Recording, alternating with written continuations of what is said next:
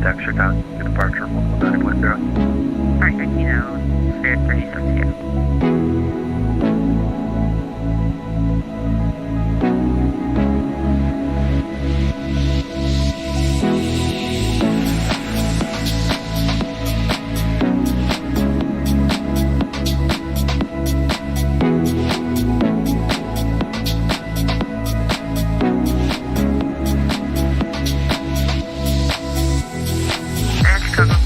American 844, looking to take us map up there to LaGuardia.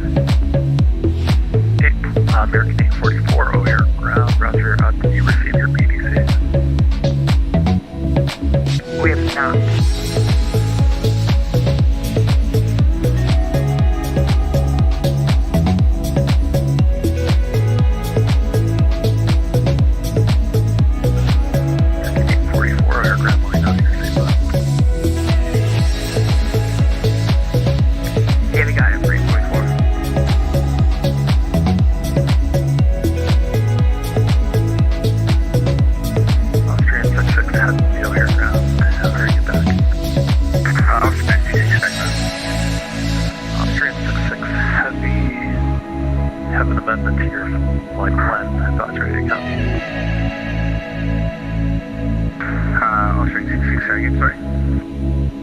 Austrian 66 Heavy, O'Hare ground, are you able to accept an amendment to your flight plan? Austrian 66, affirm. Austrian 66 Heavy, roger, cleared to Austria Vienna Airport via the O'Hare 6 departure. Weather vector is Raider, that's Romeo, Alpha, Yankee, November, Romeo. Correct. Yankee, Romeo, India, VOR, rest of Bravo change. Climb the ascent, except maintain 5 up. Expect flight level 370, 1 minutes after departure. Departure frequency 119.0. Squawk 3153. Austrian 66, cleared to Vienna via the O'Hare 6 departure, through to Raya and to Yankee Romeo India VOR, rest of route unchanged, cleared 5,000, flight level 370, forward departures 119.0 and full 3153. Austrian 66 Heavy, is that correct?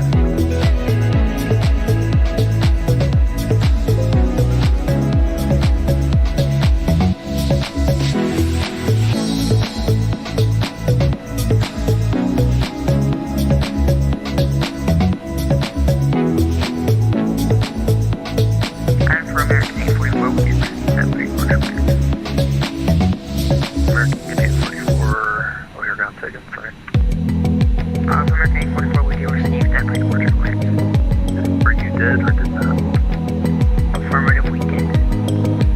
American 844, roger. And Headbound Austrian 66, am I correct in assuming I will be getting 9 right for departure? Austrian 66 Heavy, 9 right might be a little bit short for you, but if you'd like that, Austrian 66, which runway would you suggest for me today? Austrian 66 Heavy, runway 10 left, Hawaii.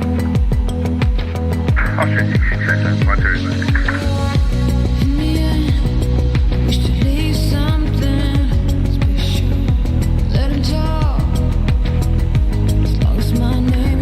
O'Hare ground, good evening.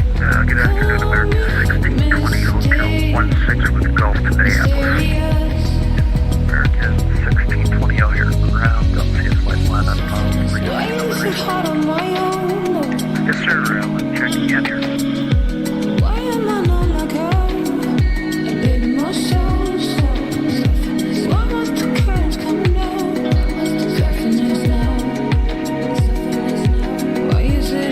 Ground American 844, by any chance know what we're approaching? American 844, expect runway 10 left. Alright, 10 left, thanks for the picture.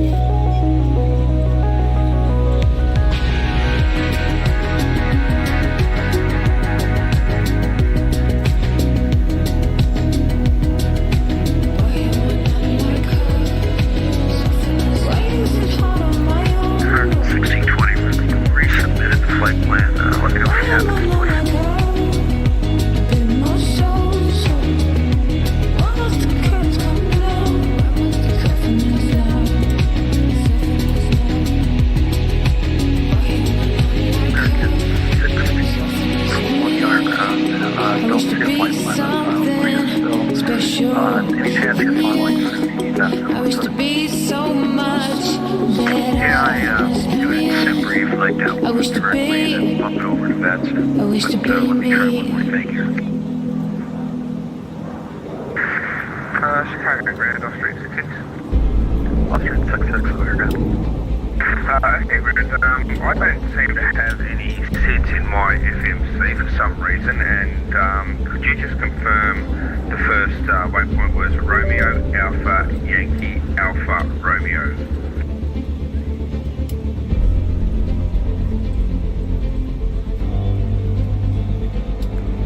Austrian 66, heavy, that's Romeo Alpha Yankee November Romeo.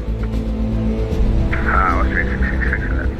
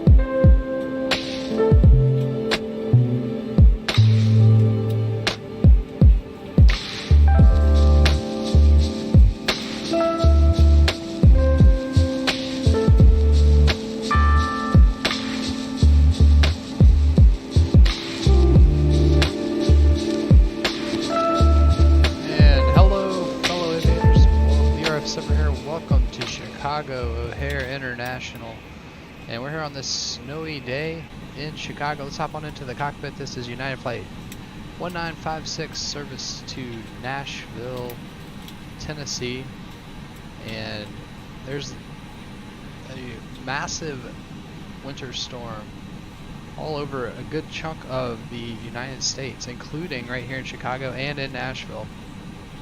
So we've already done the pre-flight. You saw a little bit of that video in the intro to this live stream today, and we are now on board, safely on board the aircraft and ready to go. Here the flight attendants are just finishing up getting everybody boarded in the back. So we are going to have to do some de-icing today. We're going to get the APU fired up here. But we should be pretty much set up, so I'll just proceed with the departure briefing, and then we'll move into the before start check. So we're due out in just a few minutes from now.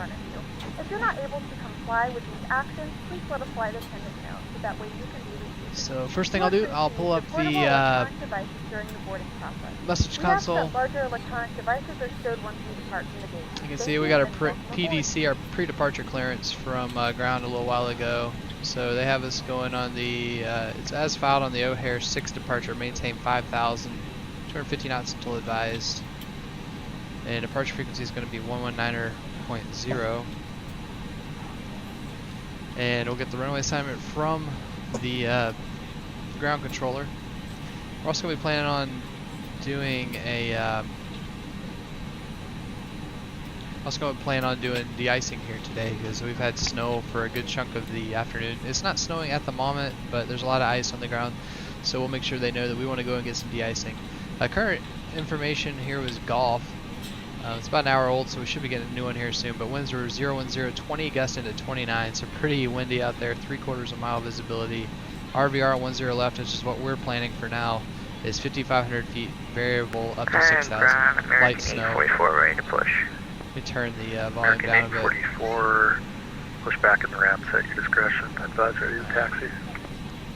Alright, push our discretion and we'll advise you. Blowing snow. So -11 is the temperature right now, which is going to be important for our holdover times, which we'll talk about when we're getting our de-icing done. 3018 on the altimeters is set across the board. American 1620 ready to taxi. And we'll brief the rest of it here in a bit. Runway 10 left at Delta So that's Delta. the current Taxi via Alpha 12. information November. there. Let me pull up our release so we can review that together really quickly. So it'll take just a second here. I just have to find it in the... 1620. It's on my desktop. American 844, we're just going to hold for this 757 coming up Keep behind going us. back here. American 844, roger. Take just a second. I think I'm back another, back one more directory here. And Austrian 66 ready for push and start. Users, and then user, Austrian and then we should 66 there heavy, it's push back desktop. and start at your discretion. And I Advise do ready to have taxi. the Push and start discretion will advise ready to taxi. word Austrian to KBNA. Here we go.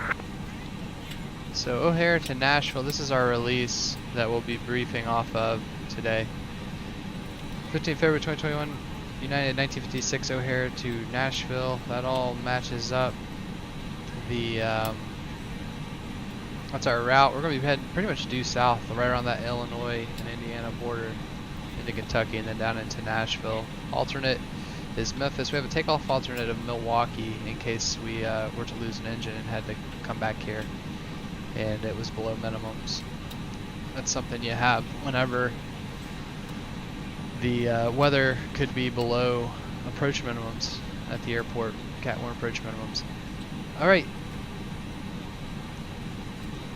So for our fuel, we're planning gate fuel of 16,202 pounds, and you can see right here we have 16,400 pounds on board, so the fueler's gotten us all ready to go in that regard.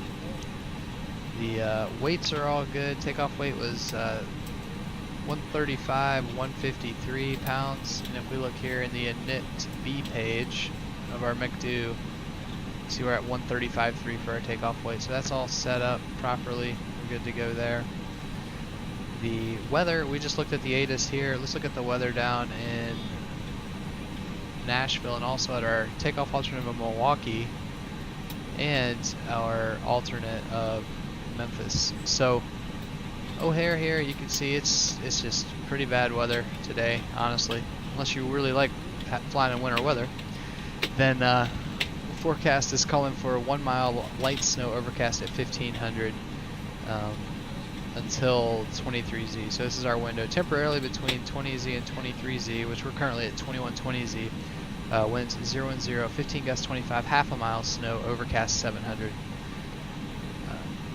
And then Milwaukee, for this same window, forecast calling winds 360, 14 plus 6 miles, showers vicinity, broken 1400, overcast 25,000, then down to 6 miles light snow later. So it is a legal alternate. Nashville, we're going to be getting there in this window there. Winds 010, 9 gusts and 14 is the forecast. 3 statute mile visibility, mist, overcast 1200, then snow coming into the area a little later this evening. Currently, they're reporting winds out of the north 10 knots, 2.5 miles, mist, overcast 1500, -4 Celsius, 29er, 7-9er. And they've had snow ending and beginning throughout the day. Our alternate of Memphis is showing forecast winds 330 to 11, 4 miles, light snow, overcast 1200.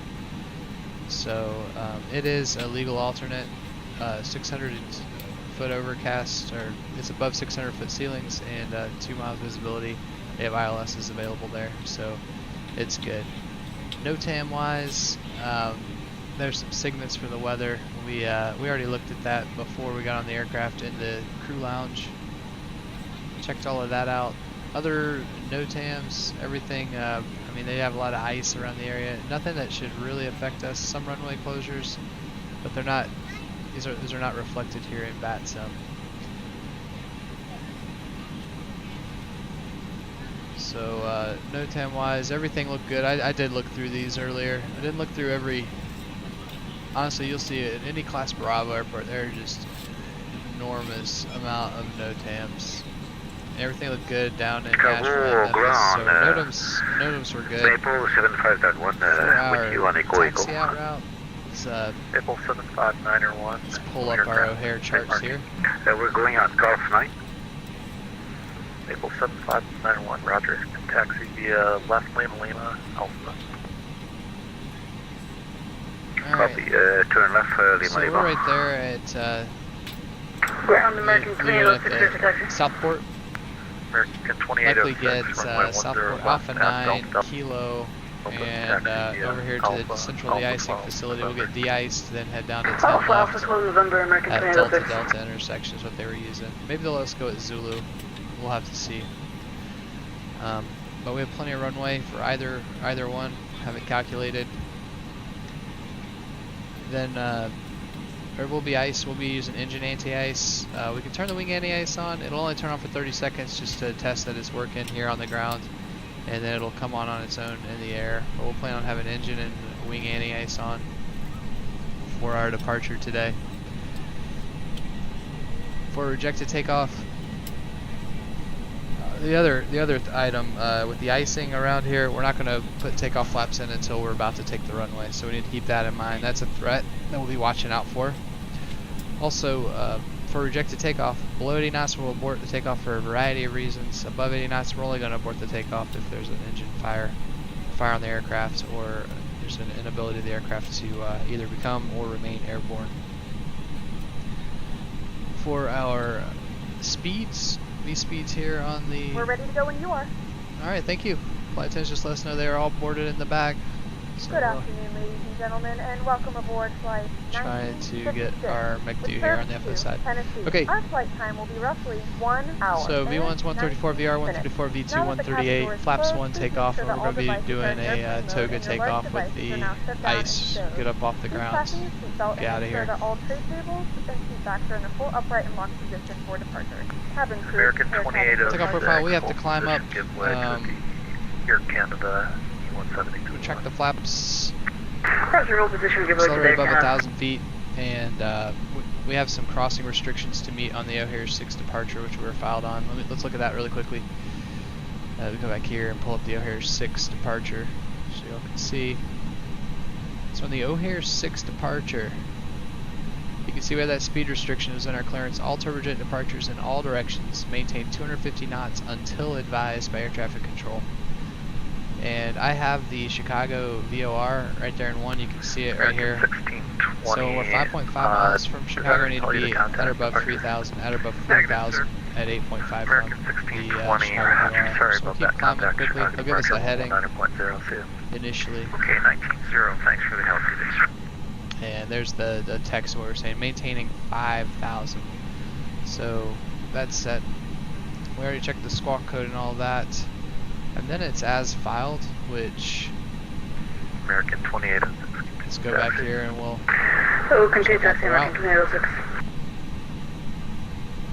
A lot of NOTAMs today. So we have all those extra alternates and other things.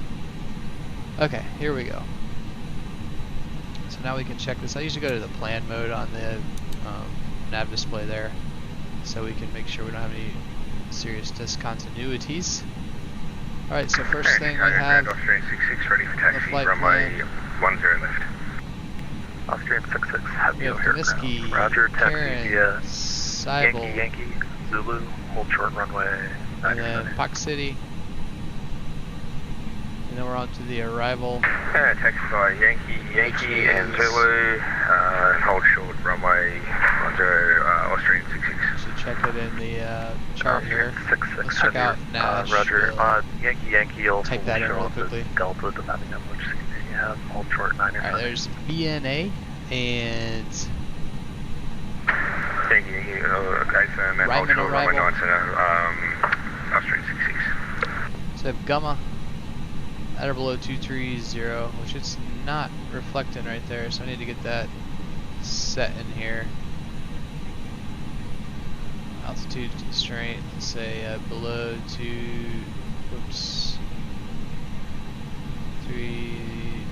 23,000. Let's see if that'll work. I might have to put a negative in there.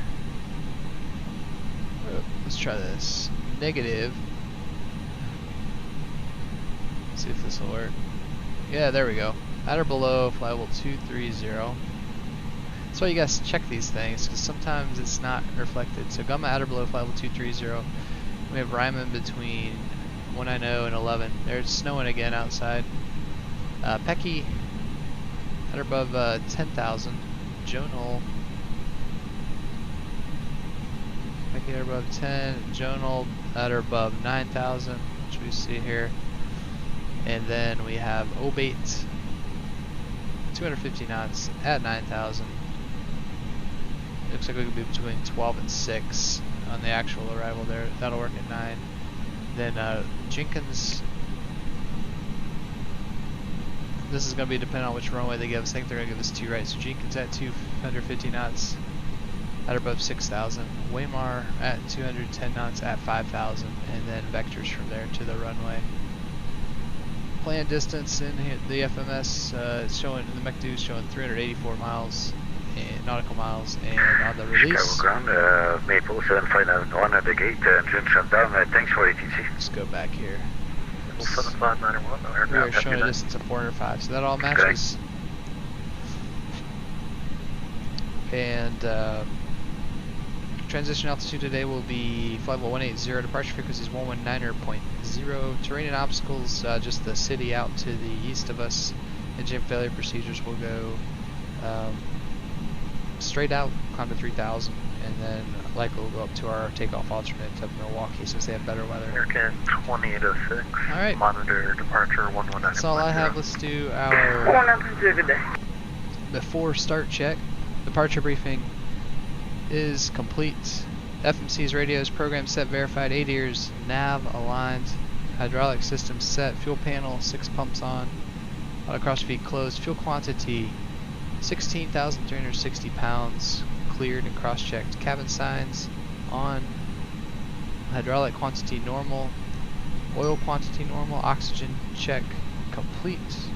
Auto brakes will get them RTO after pushback. It won't let you turn them on the on this ToLiss until after Ground pushback. 3385 is with the Sierra 3 vacating The head 10 on. center. Altimeter's 3018. Giant Cross check. Parking 3385, brake O'Hare is set. ground. Roger, Pressure are you going normal. to the southeast cargo? Gross weight is Second, sorry. Giant 3385, confirmed going to the southeast cargo. checked. Let's check it again here. Just make sure it looks good. It was Yes, we're going 135.3 to the checked. south cargo ramp, Giant 3385. Giant 3385, heavy airspeed Roger, bugs, Sierra 3. V1, 131 Sierra. VR, 134 V2, 138 set. Engine master switches off. Trim 00 will be up 0.1, which we'll get after start. Check for Sierra 3, doors Sierra 2, closed. Giant 3385. Nav and beacon lights. I have those on. Cabin preparation complete. ACARs initialized. Before start, check complete. Let me get our pushback crew out here, and then we'll call for pushback. So we'll plan to go straight back. Mains on the line. All right, Captain, got the directions. Let me know through the menu when you're ready. Roger. Let's see if they have metering on here, if they just have ground. Ground right American now. 82. American 82, O'Hare ground. Yeah, looks like it'll be Good just evening, ground. Ground American 82. Do you know what runway we can expect for departure? American 82, expect runway 10 left from intersection Delta Delta. Plus 10 left from Delta Delta, American 82, thank you. Alright, I'll go ahead and give them a call once I know.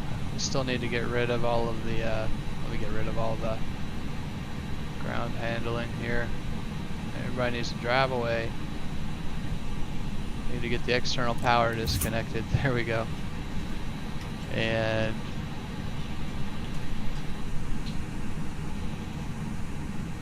they'll take the jet bridge away. Let's see. Let's make a quick announcement here on PACX.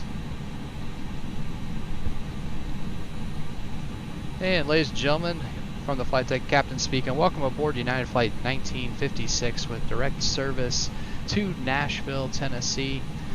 As you can see looking out the window, there's some snow here today. That's going to require us to do some de-icing just to make sure we have all the snow and ice off the aircraft. That'll take just a few extra minutes, but we do have it built into our scheduled time today. And once we're in the air, we're looking at a little over 1 hour and 20 minutes of flight time. Down in Nashville right now, weather, it's pretty much like here, just a little bit warmer. Snow showers in the area, temperature just around 27 degrees Fahrenheit with cloudy skies. Once again, thank you so much for choosing to fly with us here at United Virtual. If there's anything we can do to make your flight more enjoyable, don't hesitate to let us know. Short 9 right, contact approach, Austrian 66. Austrian 66, that's hold short the 9er right approach. Hold short 9 right approach, And ladies and gentlemen, from the flight deck, Captain speaking. Welcome aboard United Flight Alright, there we go. 1956. So I was using PACX. I'm just trying to get used to using it, but as you can see looking out the window, there's some snow here today. That's going to require us to do some de-icing just to make sure we have all the snow and ice off the aircraft. That'll take just a few extra minutes, but we do have it built into our scheduled time today. And once we're in the air, we're looking at a little over 1 hour and 20 minutes of flight time. alright, well there we go. I cut off the last part there. I'm going to go ahead and close up the cockpit door. Let's get it locked up. We're ready to roll.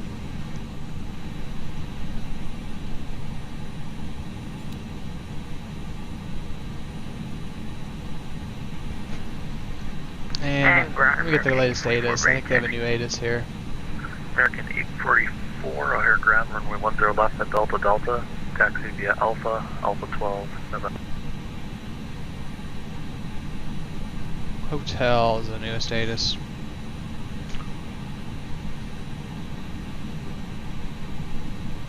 And let me pull up the latest message here before we get going. Just make sure we have everything and we're good to go. Alright, so this is hotel. Winds 360 at 20, 3/4 miles, 6,000 foot RVR on 10 left, which is good. Light snow, blowing snow. view at 1500, overcast 25, negative 12, negative 15, 3017 on the altimeters now, so we're going down one click.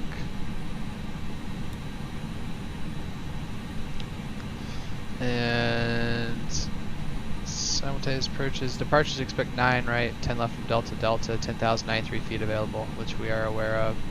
Left 22 right closed. Men and equipment, central de-icing facility, procedures in effect. Okay. And that's what we were planning on doing, so. Alright, I'll give him a call. And we are at gate Bravo 6. O'Hare ground, United 1956, ready to push from gate Bravo 6 for central de-icing.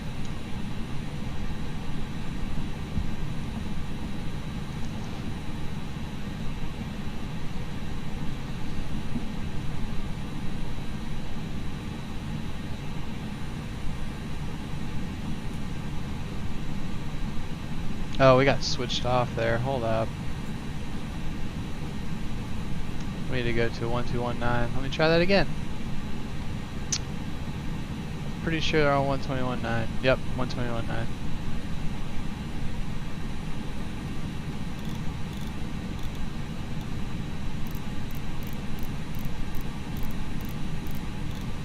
Ah.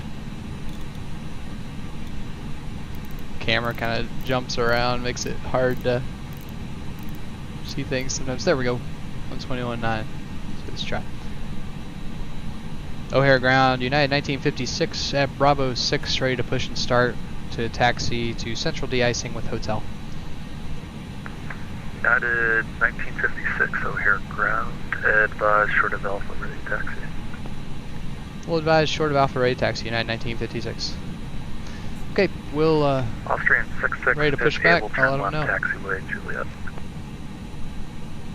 Austrian 66 taxiway. Alright, let's get the anti-skid off, nozzle steering, anti-skid nozzle steering off. There we go.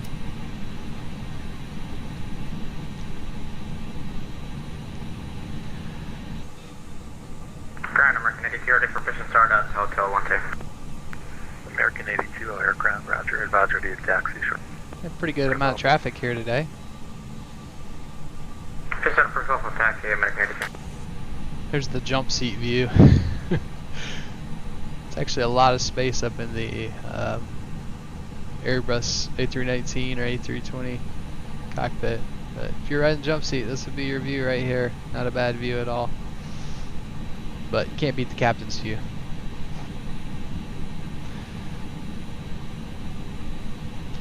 Alright, looks like the doors and hatches are closed and we're ready to connect. Roger.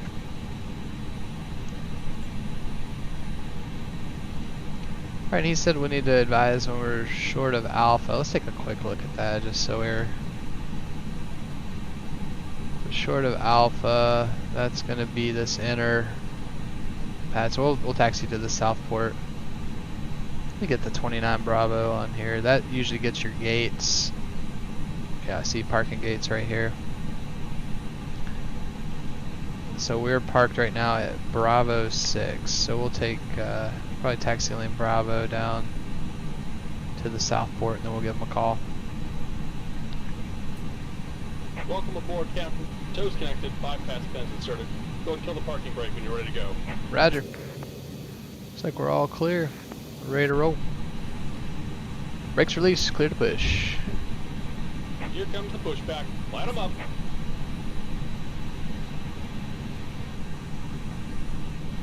Alright. Let's start 1 then 2. Here we go.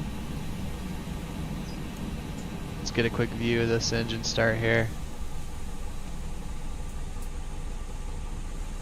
Have that BSS sound pack on here too, so. Ladies and gentlemen, please direct your complete attention to the flight attendants as they demonstrate the safety features of our aircraft. You will notice a light illuminated above your seat. When this light is illuminated, please fasten your seatbelt below and tight across your lap. Ooh, we're burning some oil there. Look at that. Maybe that's just the snow blowing off. There it goes. We suggest that you keep your seatbelt fastened throughout the flight as you may experience unexpected turbulence. There are several emergency exits on this aircraft. Please take a few moments now to locate your nearest exit. In some cases, your nearest exit may be behind you. If we need to evacuate the aircraft, floor-level lighting will guide you towards the exit. In the event of a decompression, an oxygen mask will drop in front of you. Ground American Check the flow of 44, oxygen. We'll get started on 1, let's start 2. Firmly over your nose and mouth. American 844. Alright, break set. Pressure normal. Crew disconnect. Roger. Above the badge is 119.0, thanks for the ultimate DC bro, appreciate it. Starting If you're 2. traveling with a child or someone who requires assistance, secure your mask on first and then assist others. Keep your mask on Austrian until a member 66, of the have you crew turn right advises next you taxi to left. remove it. In Alright. the unlikely event of a water leak, Turn right next taxiway, 660. or between the armrests. When instructed to do so, open the plastic pouch and remove the vest. Wrap the pouch around your waist and buckle up. I clear disconnect, clear off headset. Thanks for your push.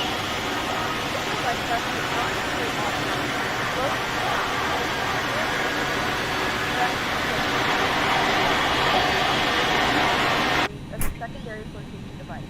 Pull the cushion from the seat, put your arms into the strap, and hug the cushion to your chest. Please securely stow your personal items. Make sure your Edward seatbelts are disconnect. fastened and Signal keep and pin back on the your left. tray Take it tables easy during and have their a full safe flight. upright position. Roger, thanks for the great Remind you that push. this is a non-smoking See y'all device. later. Tampering with, disabling, or destroying the smoke detectors located in the lavatories is prohibited by law. All of this information can be found in the safety card located in the seat back in front of you. Please read it and let a cabin member know if you have any Alright, questions. good push there. Thank you Let's for go ahead flying and us. turn Then we off hope the you AP bleeds. Alright, we have the signal. Let's get the engine anti-ice on. Go and turn the wing anti-ice on. It'll make sure it's working, and then it'll turn itself off after 30 seconds. And we'll leave the flaps up for now because we're in icing conditions. Auto brakes, RTO, any skids on. Alright, let's taxi. Alright, clear left, clear right. Here we go.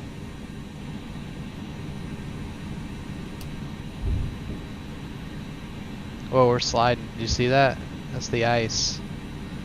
So one thing that's really important when you're taxiing on snow and slick surfaces like this is that you just take your time. Just clean the windshield off a little bit there.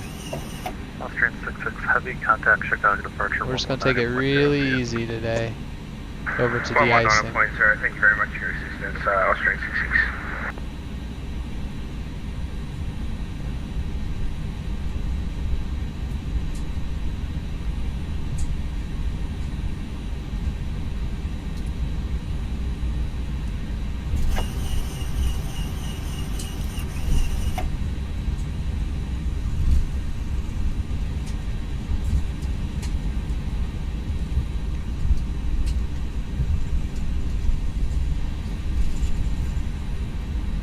Let's do our control check really quickly. We want to go full forward, neutral, full aft, neutral, full left, neutral, full right, neutral, do the quick rudder check. And that's complete. Trims to 0.1 up. There we go, we're set with our trim. Alrighty.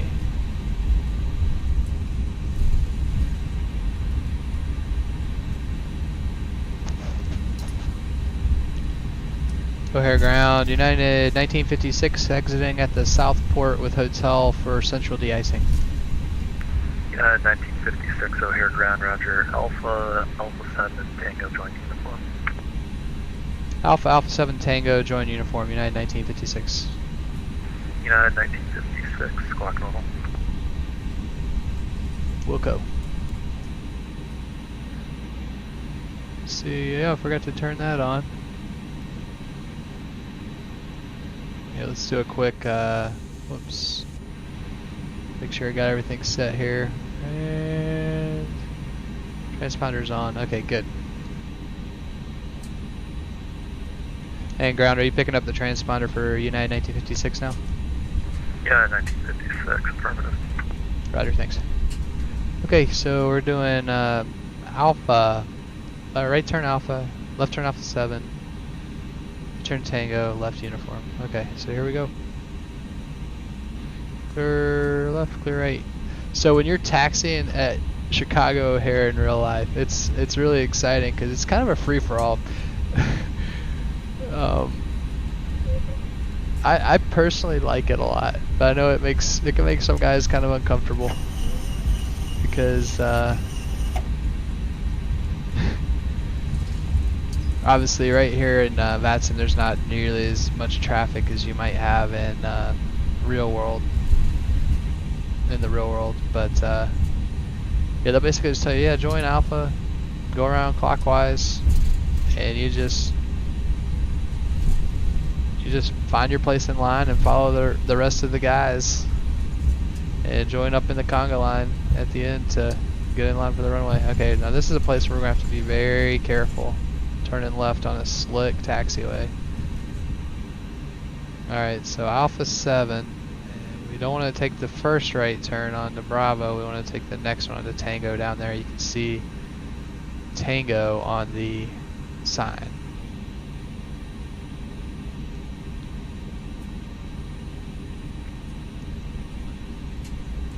Alright, there we go. American 82, ready for taxi 10 left at Delta. American 82 O'Hare ground, roger. Runway 10 left at Delta Delta, taxi via Alpha 12, November. Alpha 12 November, American 82.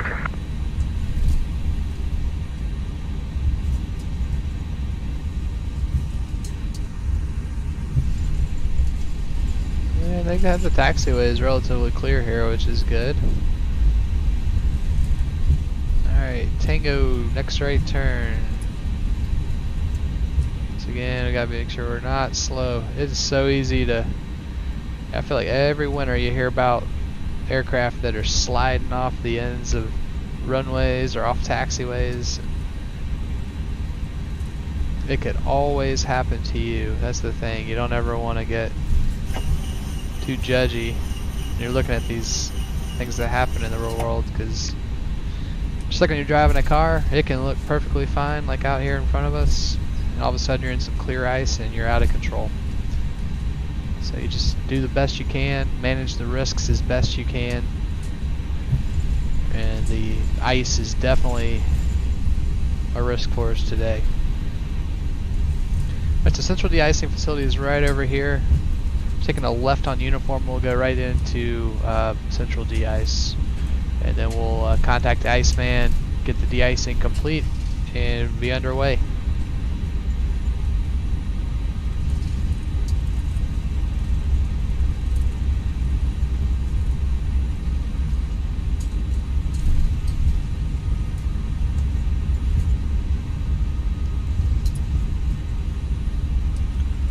And we have definitely some ice buildup on this taxiway here. Alright, this is going to be our left turn. That area up there is under construction, I believe. You can see on the chart it's not marked. So we're going to take our time here. Turn left onto uniform.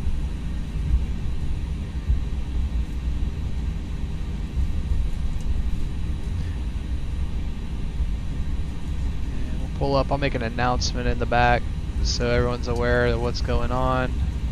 If you smell any fumes, it's normal. Whenever you're flying in wintry weather, it makes for a little bit longer day for a flight crew.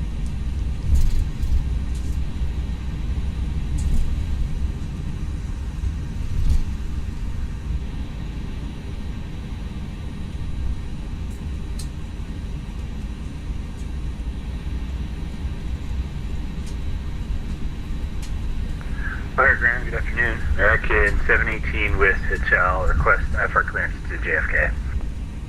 American 718 Yeah, it looks like they O'Hare might not ground, have... roger. Clear to JFK Airport via O'Hare 6 departure. Radar vectors Duffy, limit cloud. Climb via Citic, sit, maintain 5,000. Might not have this model here. Let's hit the parking brake really quickly. Let me take a look outside. I might not have the... Squawk 3160. The scenery might not allow us... Clear to JFK, O'Hare 6 departures. Yeah, we're not going to be able to go over there. Climb and maintain 5,000. Expect 350, 10 minutes after departure. Departure on 122.3 was that? And then squawk 3160, American 718. American 718, frequencies, advisory frequency 122.8, rest of readback tracks. Departure on 122.8, got it, American 718.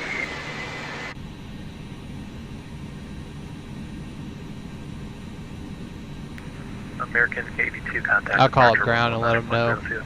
I'll ask if we can just de-ice right here.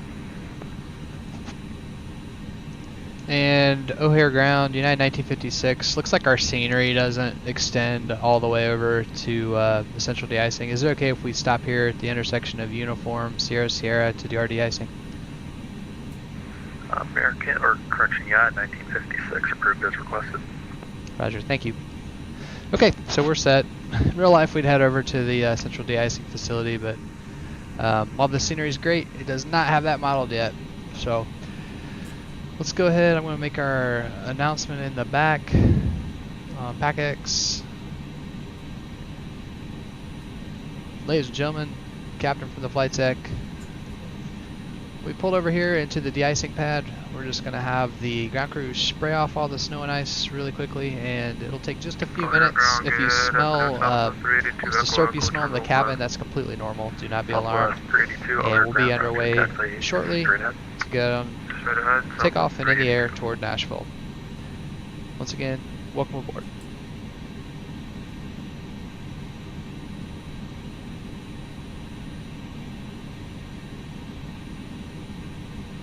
Ladies and gentlemen, Captain from the flight deck.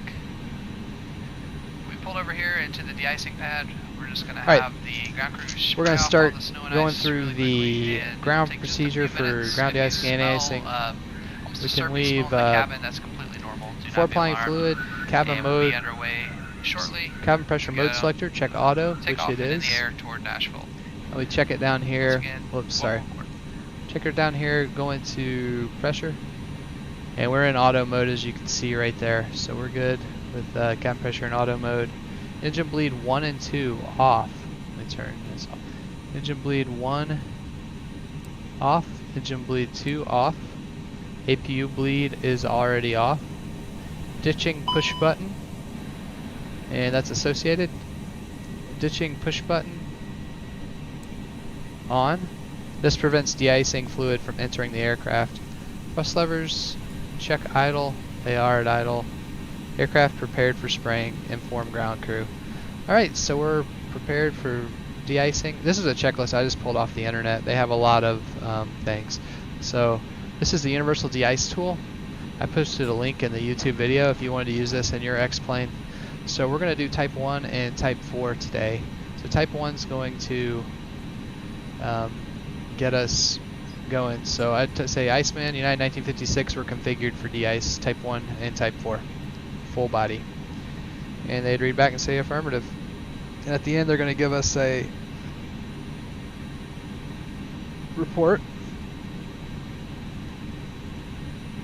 So they finished the de-icing inspection, and X-plane doesn't always model de-icing. You would have ice probably on the aircraft. There's some things you can buy. But now we're ready to de-ice with type 1. So here they go. It's in progress.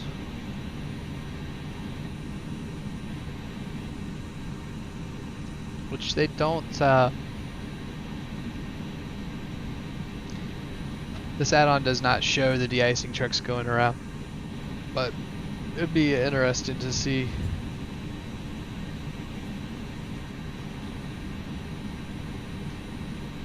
And then after they finish type 1, they'll go and spray type 4. So the type 1 fluid, this 8950, what it does, it's heated fluid, and it gets all of the snow and ice off of the aircraft surfaces. So let me move this out of the way. So they'd spray the wings, they'd spray the tail, and full body if requested.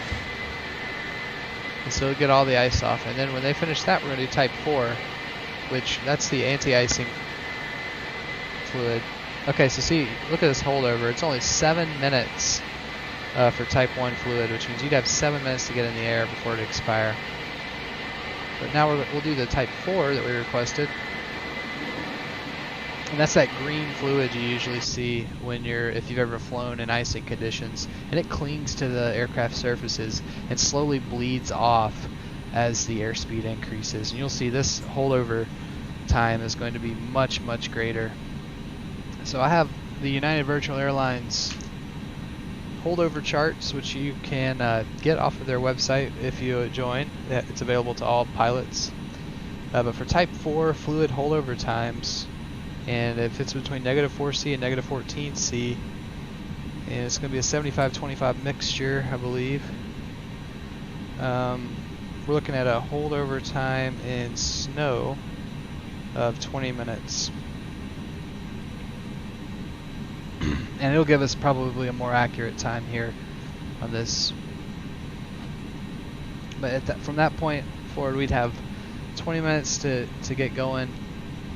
Alright, so we have, this actually is saying we have 2 hours and 24 minutes, as I think the precipitation's kind of stopped. So see, that gives you plenty of time to go. And so the Iceman will call you back and they'd give you this information about what they applied, what the ratio was, and when they started the application. So that's when you'd start your holdover time from. So we have 2 hours, 24 minutes, which we can check on here. We're good to go. So we thank the Iceman.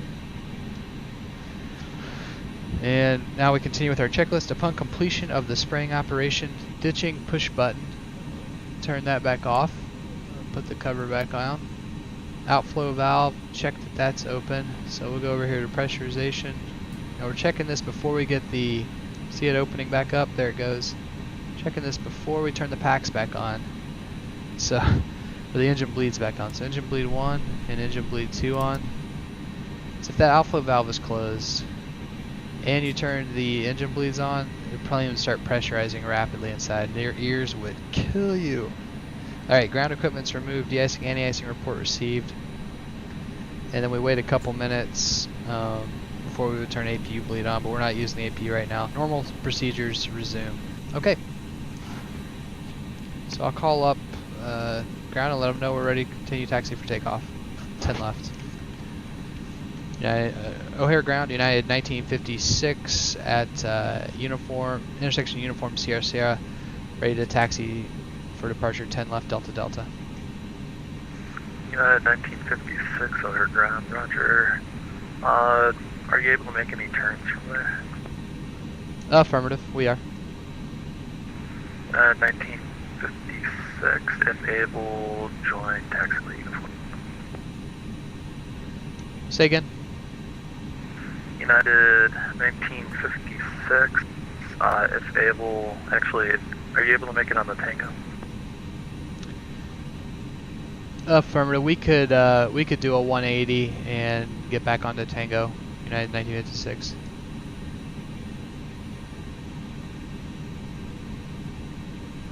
United 1956, roger. Otherwise, make a 180 Sierra Sierra, Kilo 3, then Kilo.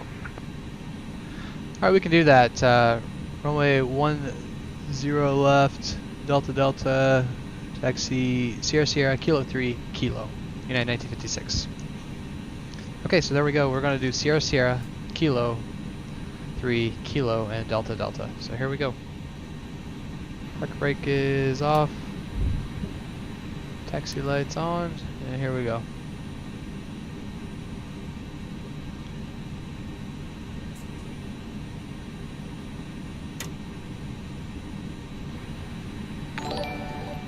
All right.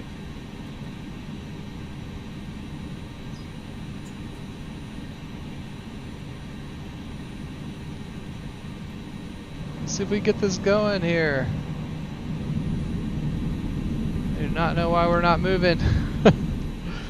Hold up, let me try this again. What is going on here? Alright, park and brake back off. Now maybe we'll move. Aerostream, thank you so much for following. Welcome aboard. Great to have you here today. If I can get unstuck from whatever's going on here. There we go. There we go. It's icy.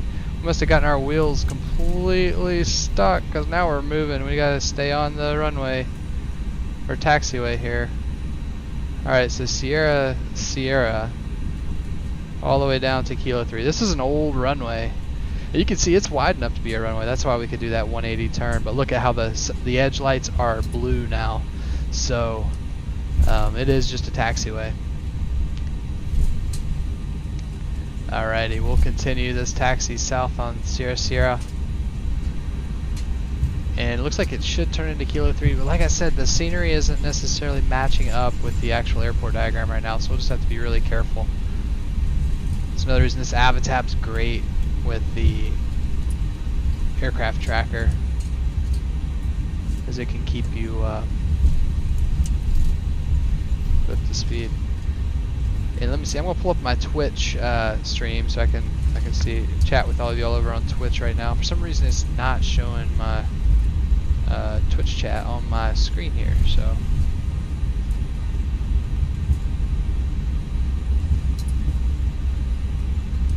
let's see what I can find here.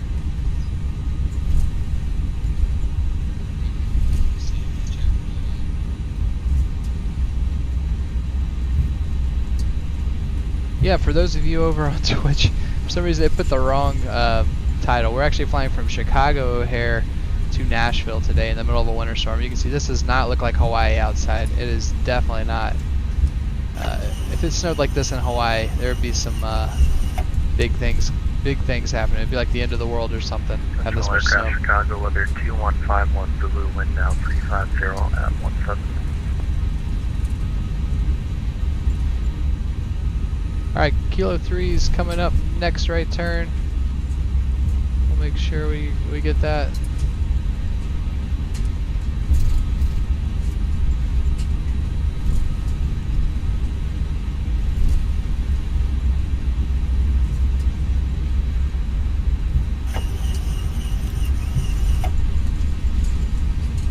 Alright, for our takeoff briefing, we're going to be sure we get this correctly here. Whoops, that was Kilo 3, right? Should be right here. There's Kilo 3. We'll turn right here.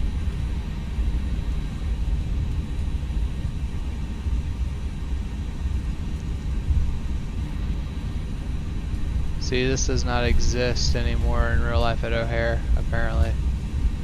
You see Kilo 3 was cut off right there, so we'll join Kilo 3 right here. Next left turn.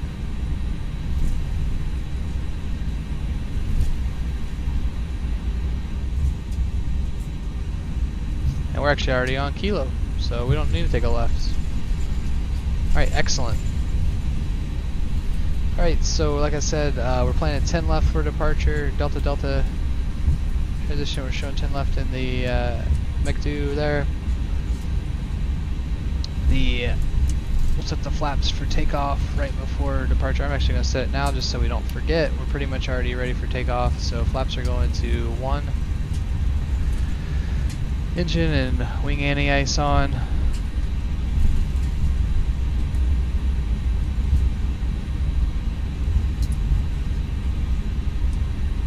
And we're flying the O'Hare 6 departure, which is going to have us going up to 5,000 initially, which is set.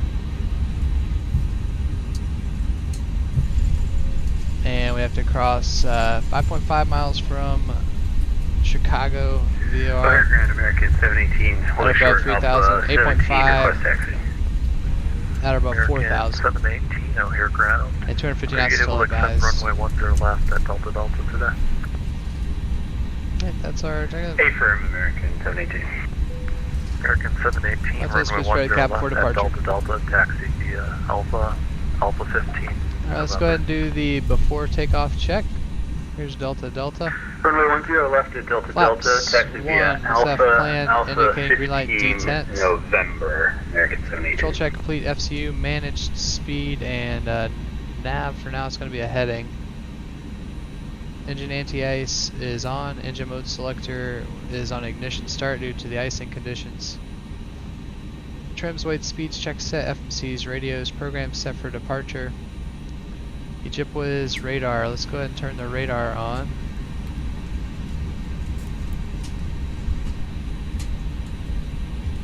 There's our 10 left up ahead. We'll turn the radar on. Again, get the TCAS all set up. There we go. Ojibwa's radars, terrain on the left, radar on the right. Thrust is Toga 86.2. 1956, no further air traffic control services available. Frequency change approved. And you got traffic, looks like about 7 miles out now for 4 right. Roger, 1956. We'll be taking off 10 left. Okay, so we need to switch over to... I don't even know if they'll have... let's see if they have anybody on anymore. Nope, nobody. So we'll switch over to 122.8. Let's stop right here. We'll get everything set up. Okay, so 122.8 is going to be Common Traffic Advisory frequency. SkyWest 1360 aircraft.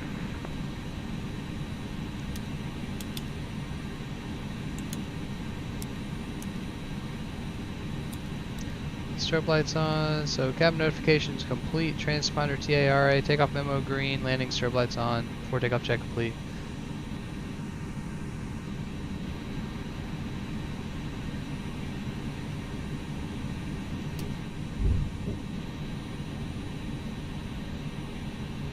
We'll say we have a heading of 180.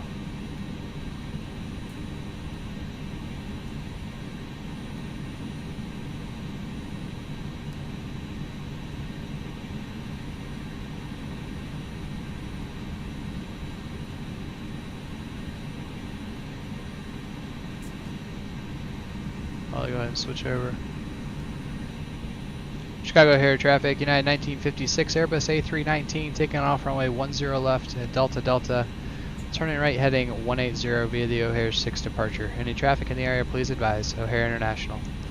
Alright, so we're clear right, clear left, cleared to depart. Here we go, clear for takeoff.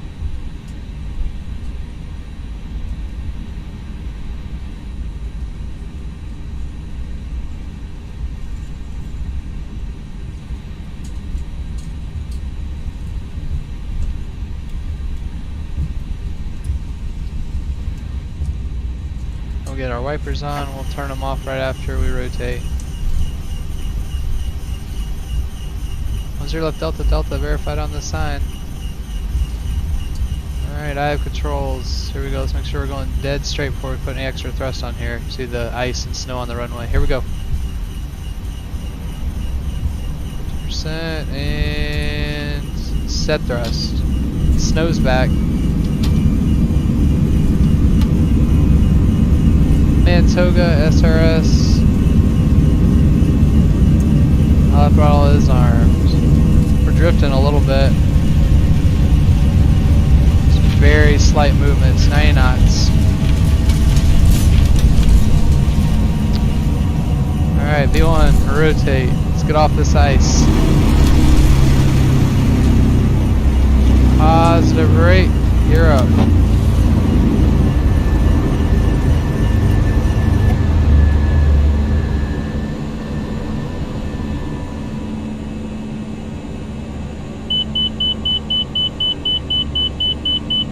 Turn heading 180. Apologize for that. That was really loud.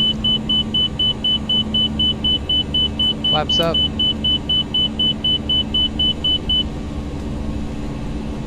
And after takeoff check.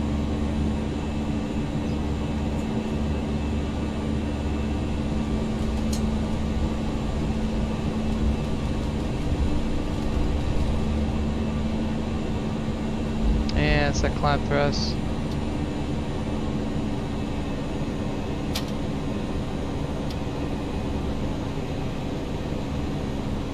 Climb thrust set.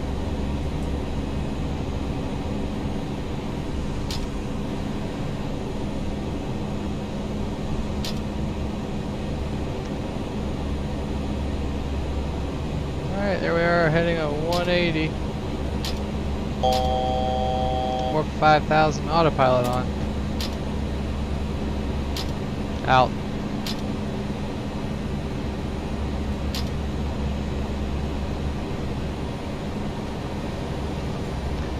It'll hold us at 250 knots. And we'll go through the after takeoff check. Landing gear lever up, flaps up, engine anti-ice on, Ecam memo checked, altimeters standing by until flight 180.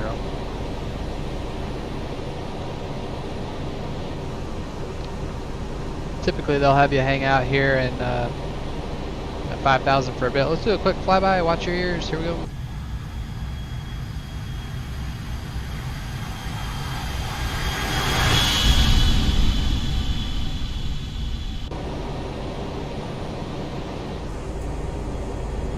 Definitely a snowy day. A little turbulent here. Alright, we'll take it on up to our cruising altitude now of level 370 since we don't have controllers here. Alright, level 370, here we go.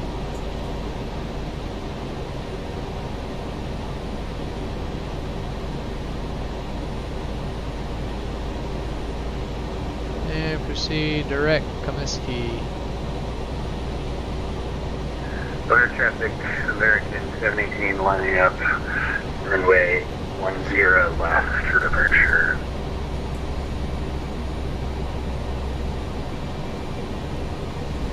And we'll make sure we maintain 250 knots.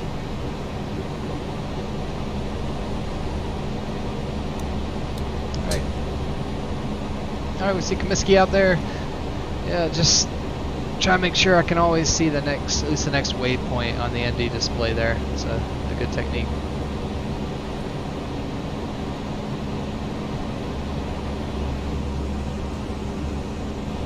Want to do another quick flyby? Watch your ears.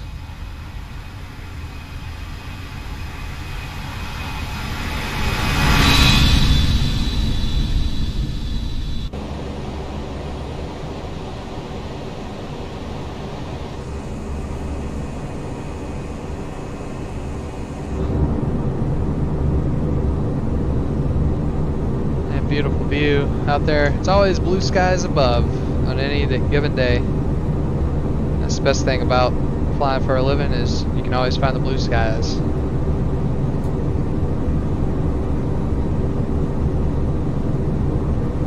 See, it's a little turbulent back here. Gentlemen, we are now passing through 6,000 feet. You can now turn on your larger portable electronic devices. As a reminder, please keep your seatbelt fastened while you are seated and do not congregate in the galley or in the laboratory. This aircraft is equipped with onboard Wi-Fi. If you wish to connect to the Wi-Fi, you will be required to pay a small fee. We do offer complimentary in-flight seats. Air traffic, American 718, departing runway 10 left to the east. Air traffic.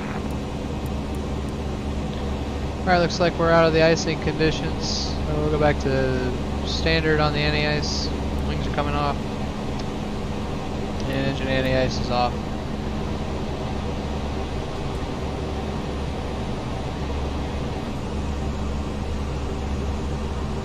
Up above the winter storm.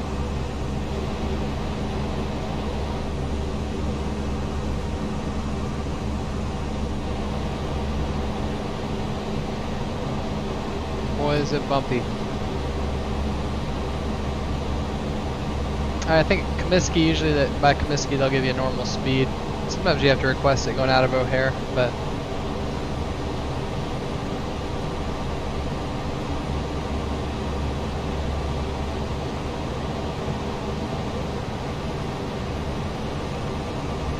everything's looking good.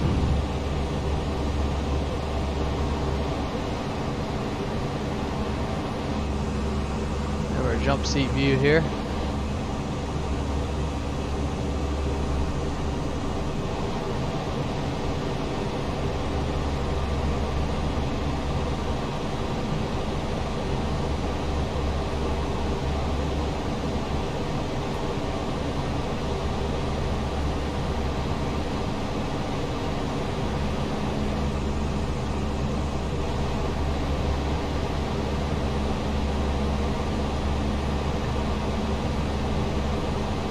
curious what the, so see after all the Type 4 fluid should be off the aircraft now. I mean, we're moving pretty fast. A lot of airflow out there.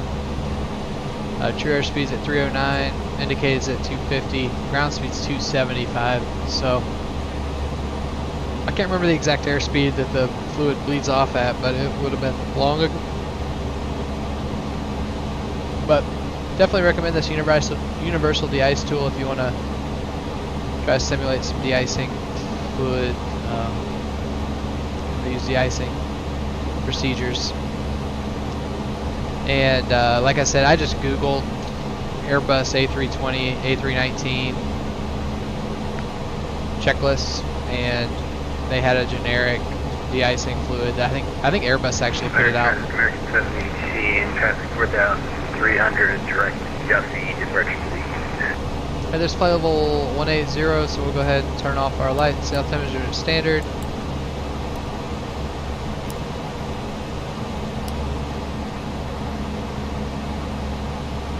So altimeter standard set, landing lights off. After takeoff check is complete.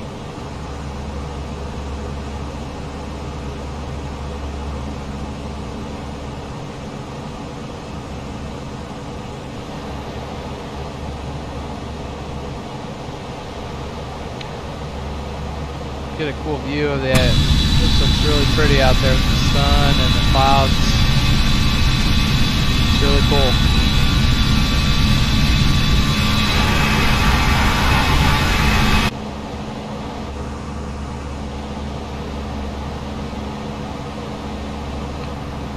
Alright, Comiskey, you'll say normal speed now. Select that manage speed. The aircraft accelerate. And turbulence is over, so we'll go back to normal mode of the engine.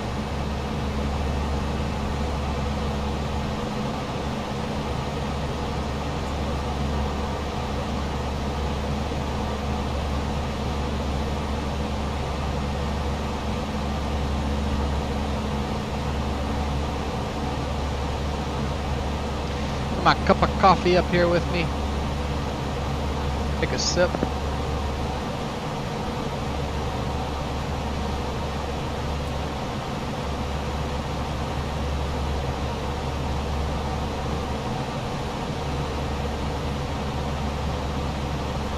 And we'll go take a seat in the back for a little bit, just to enjoy the view.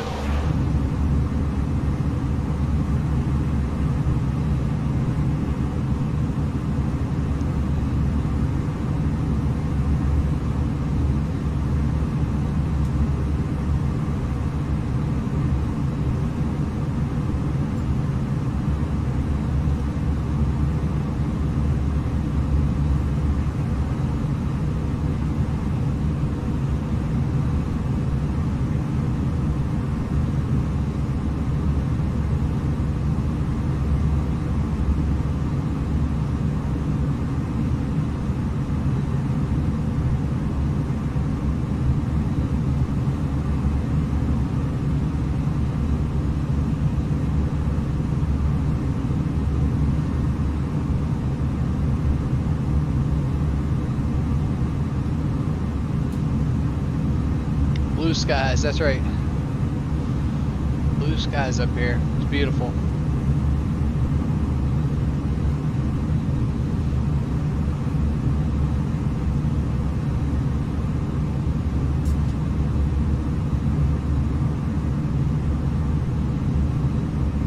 So I'm using the real world weather.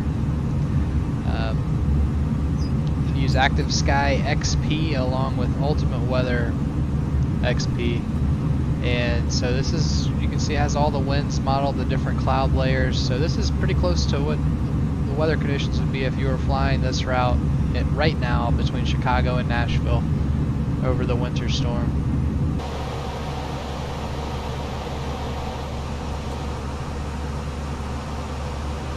And definitely a cool way to simulate.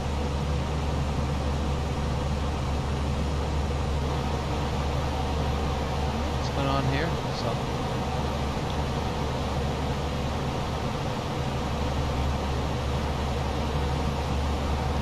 Alright, I'm gonna try to check out this. So I just got this new PackX add-on. I'm still learning how to operate it, but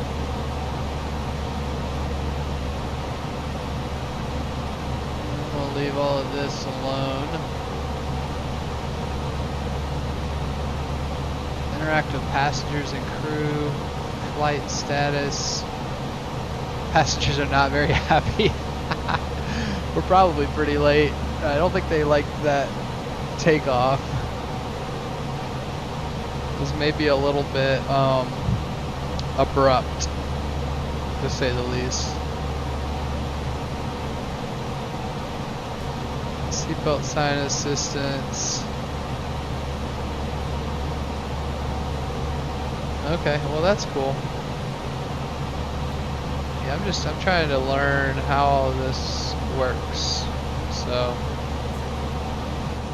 if any of y'all have experienced this, I'd love to hear your comments on this YouTube channel stream or the Twitch stream. And I'm going to try to figure out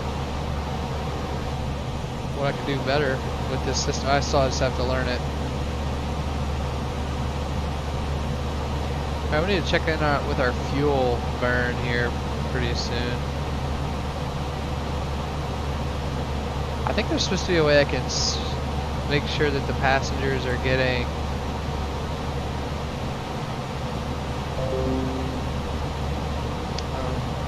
I think there's supposed to be a way that I can make sure the passengers are getting food and drinks. I just don't know how to see that. And maybe that's the beta version. I downloaded the stable version, so I think maybe I should have downloaded the beta version in order to see that, but I don't know. I'll just wait till they come out with the next update. I have to. But if any of y'all are watching and you know how to find that out, yeah, I'd appreciate any advice. Would be good advice at this moment for PackX.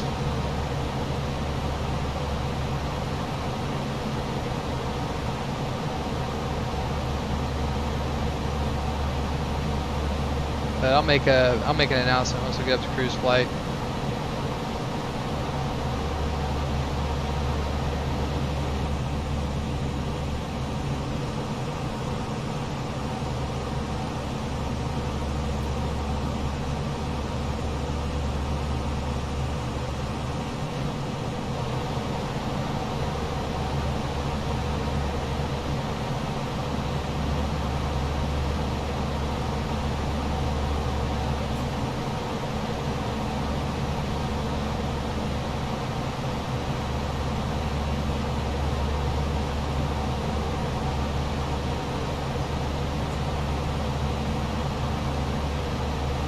Go back, we'll take right along on the other side aircraft for a little bit, check out the views.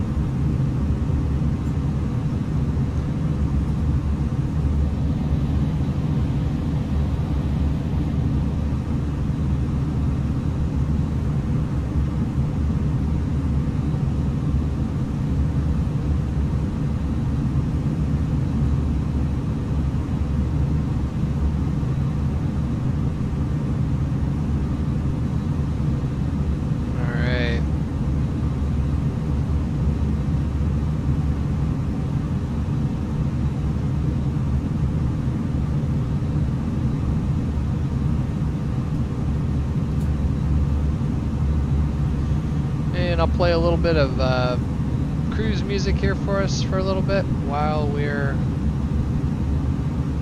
flying along. So here you go. Hope you enjoy this tune. Jakarta by Banse.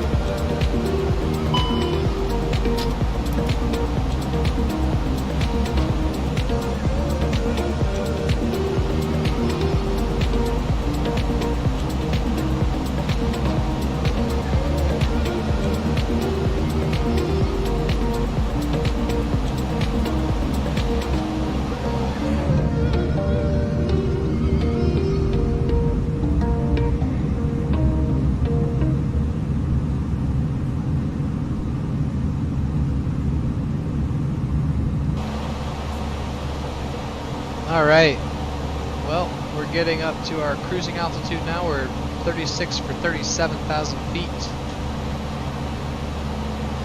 We'll check our fuel for top of climb. Pull out our Avatab here with our flight release to see what it is we were planning to have at the top of climb up here.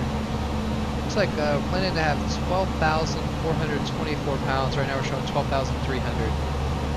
So it'll be just a little bit under.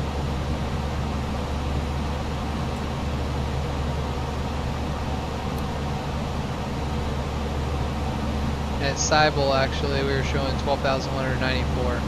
So we're just a little bit slow on our climb out, which would be because we stayed level at 5,000 for quite a while on that O'Hare 6 departure. So that would make sense.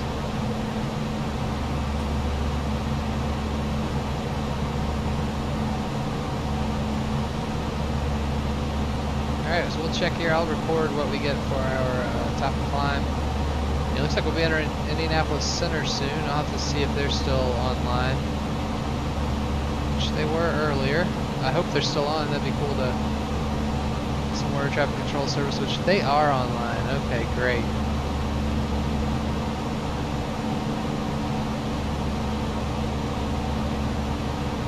So we'll plan to contact them here in just a little bit. Alright, there's our almost there for out. So close. We're just crawling up. There we go, out. So we're officially at top of climb now. 12,160 pounds. And at Cybele we're supposed to have 12,194. So we're right on track with our fuel. So I'm going to write that down really quickly so we have it as a reference. Excellent. Alright, we'll close this out. I want to make a quick announcement to the passengers, folks in the back.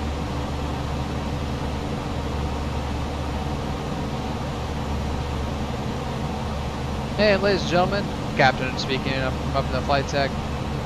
Officially reached our cruising altitude of 37,000 feet. Expecting a pretty smooth ride for the next few minutes, so at this time I'm going to go ahead and turn off the fasten seatbelt sign. Feel free to get out of your seats to use the restroom, but we would ask that when you're in your seats that you remain seated with your seatbelt securely fastened in case we encounter some unplanned turbulence. Right now looking at about, let's see, we're planning to arrive in Nashville in just a few more minutes, so sit back, relax, enjoy the rest of the flight.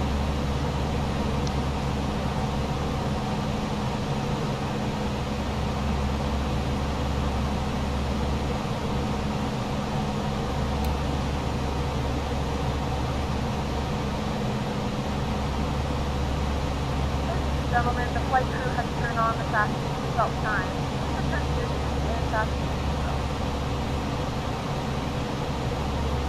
Actually turn it off, so.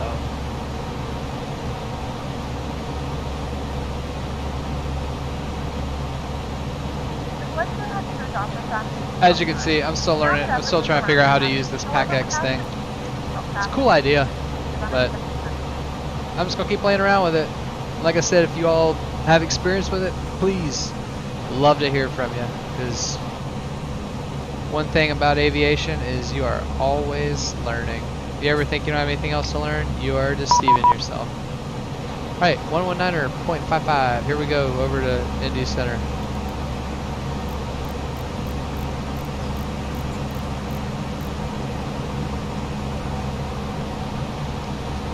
Indy Center, good afternoon. United 1956, 50370. United 1956, Indy Center, I am.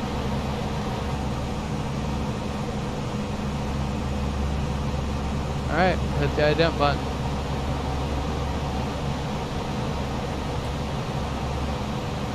United 1956, radar contact, 30 miles northwest, General VOR, welcome aboard. Okay. Alright. So we're on board with Indy Center now. That's a good thing. Okay, so we were showing Center, FedEx 1016, Heavy and Indianapolis, ready for taxi.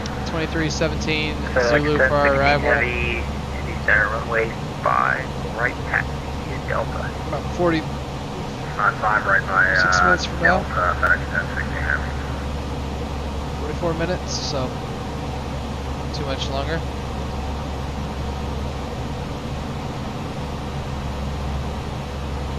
Alright, I'm going to try that again. I'm going to try to make the cruise announcement. FedEx 53 to Center Main. Hey, ladies and gentlemen, Captain speaking from the flight deck. We've reached our cruising altitude of 37,000 feet. Seatbelt sign is off, so you're free to move about the cabin. We would ask that when you are seated that you keep your seatbelt fastened. Anticipating being on the ground in Nashville in just about 40 minutes. For now, sit back, relax, and enjoy the flight. Whiskey Papa with you at 7,000. November 72, Whiskey Hey, Papa. ladies and gentlemen, Captain speaking from the flight deck. Center, I am. Reach our cruising altitude of 37,000 feet. Seatbelt sign is off, so you're free to move about the cabin. We would ask that when you are seated that you keep your seatbelt fastened. anticipating being on the ground in Nashville in just about 40 minutes. For now, sit back, relax, and enjoy the flight. Alright. November 72 Whiskey Papa, Indy Center ident.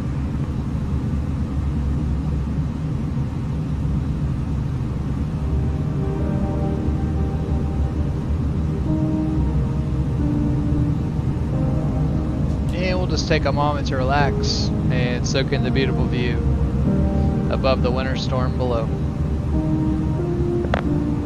And Baron 2 Whiskey Papa, radar contact 13 miles northwest of the Brickyard. You are welcome aboard the Indianapolis altimeter 2995. Excellent, thank you.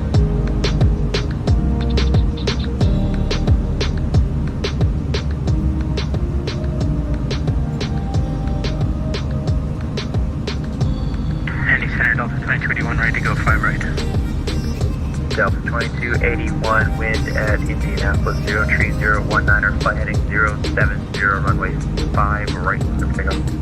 Heading 070, clear for takeoff, runway 5 right, Delta 2281.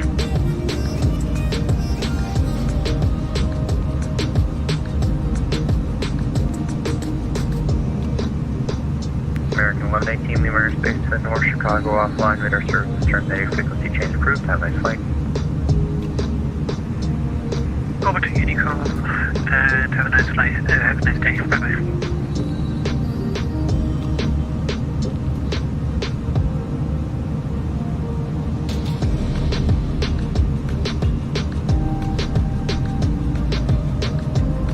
FedEx 469, expect ILS, runway 5, right approach.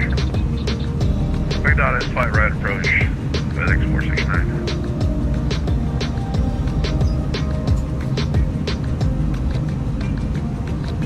Down ready again. Check out calling 555.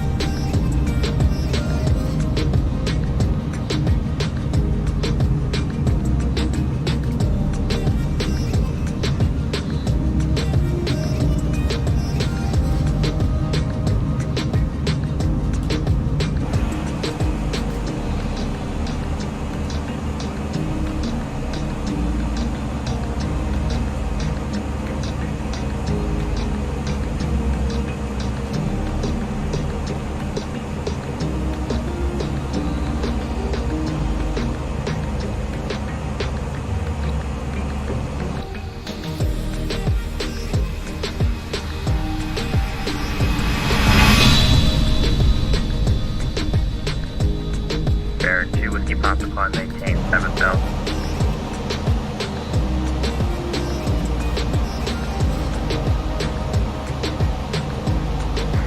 Indy Center, what altitude are you showing me at? Because I got 7,000 right here on the nose here for Whiskey Papa.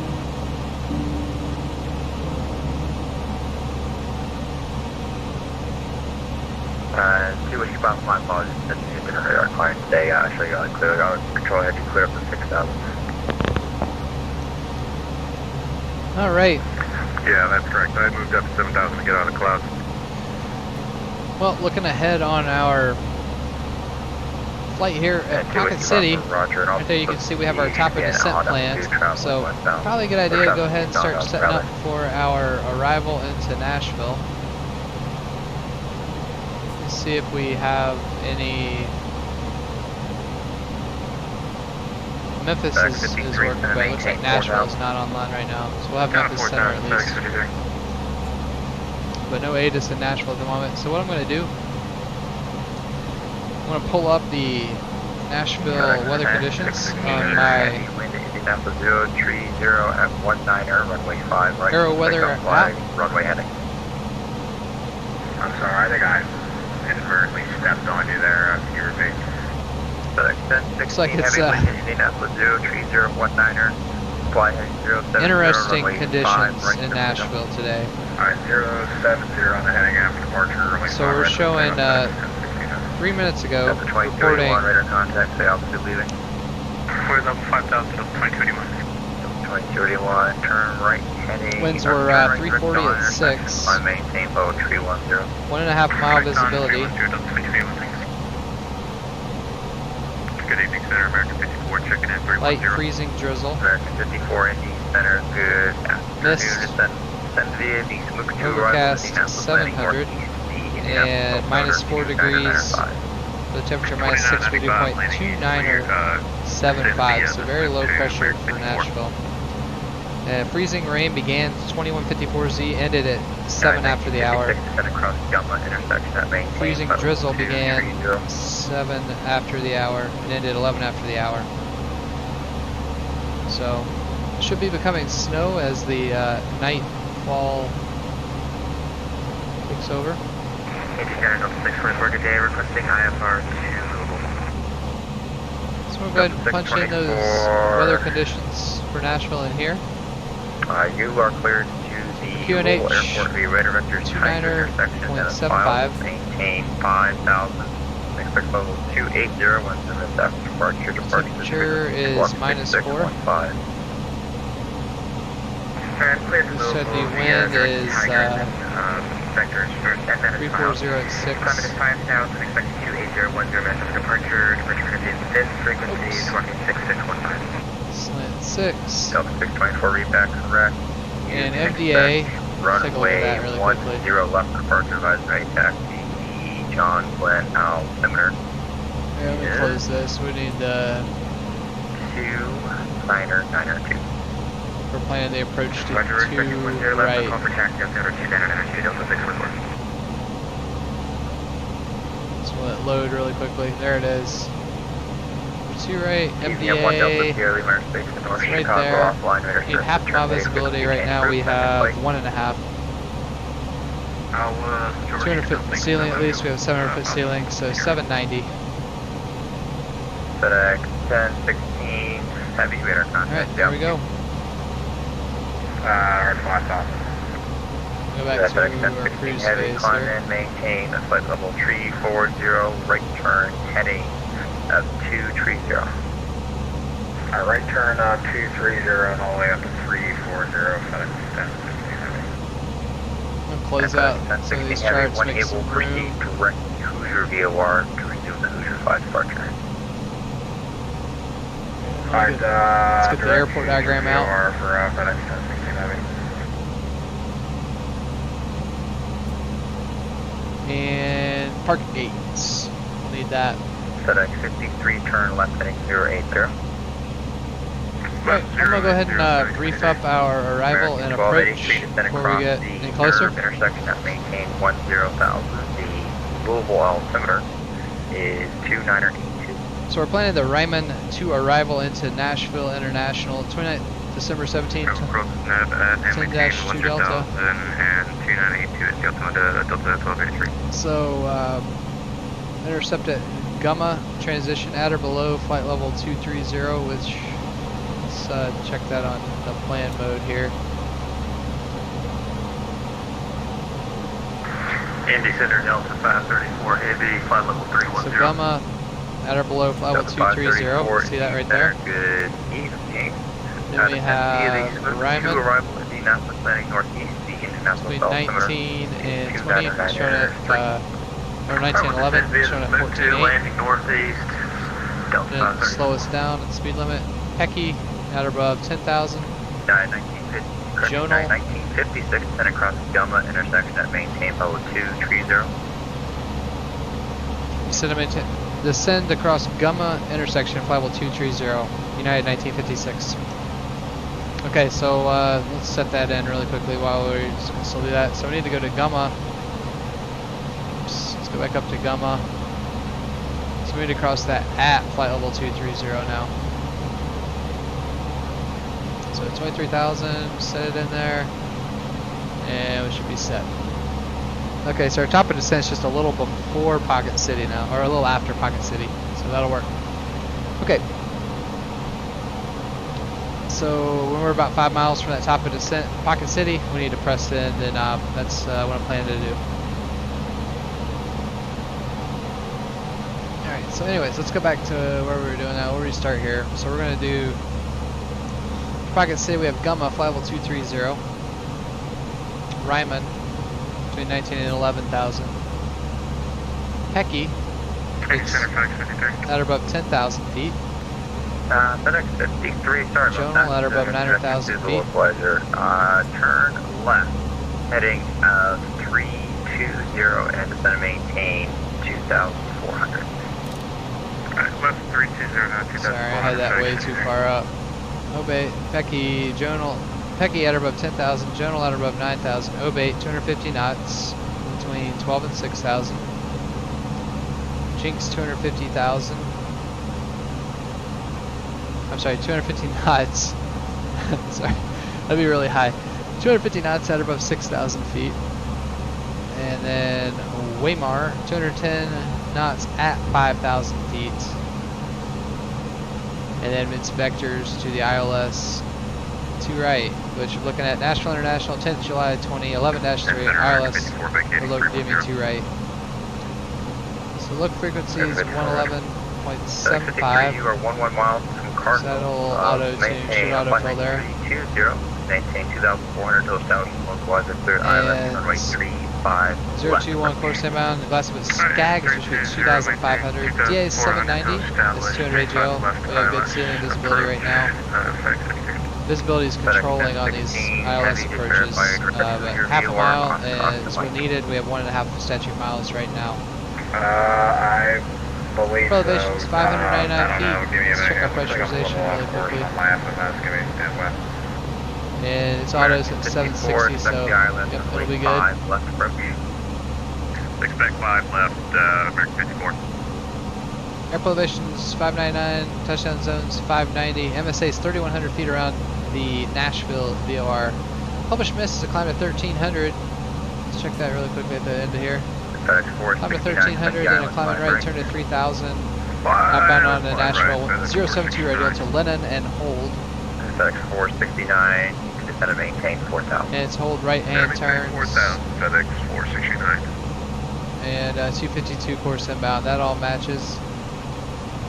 And for our legs, 422, Lima Airspace on to the north, approach. Chicago offline, register, terminating frequency change approved, have nice flight. Gannett, Right over unit, deal number 442, X-ray service. Unive, they're above 3,000. Skags, Coyer, In the center of your area, I just wanted to verify on the radio check.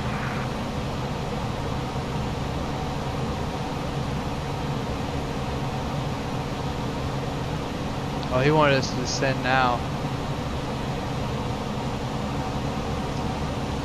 Yeah, 1956, vacating 370 to cross Gummel 230.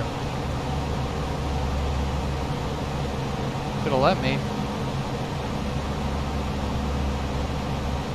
Hey, V for visual, which cloud are these? Are the Ultimate Weather, it's Ultimate Weather XP, so. Alright, there we go. 230 is set. So he wanted us to descend now. Yeah, thanks for comment. Yeah, it's Ultimate Weather XP. I've seen other guys using Xenviro, and Xenviro looks just incredible, but I've enjoyed Ultimate or Ultra Weather XP, I think is what it's called, along with Active Sky X, just to have realistic weather on the approaches. And I don't know, do you have any particular clouds that you use, V, for visual?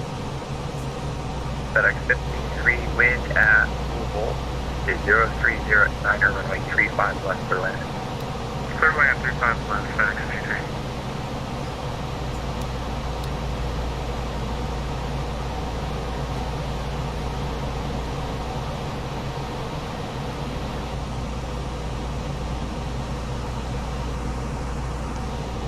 Yeah, my mistake there on that clearance. I thought he wanted us to. I thought it was discretion to cross.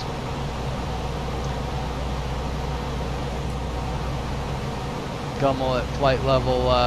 Gummel at flight level 230. So yeah, good thing. Glad he called me out on it. Got me going down.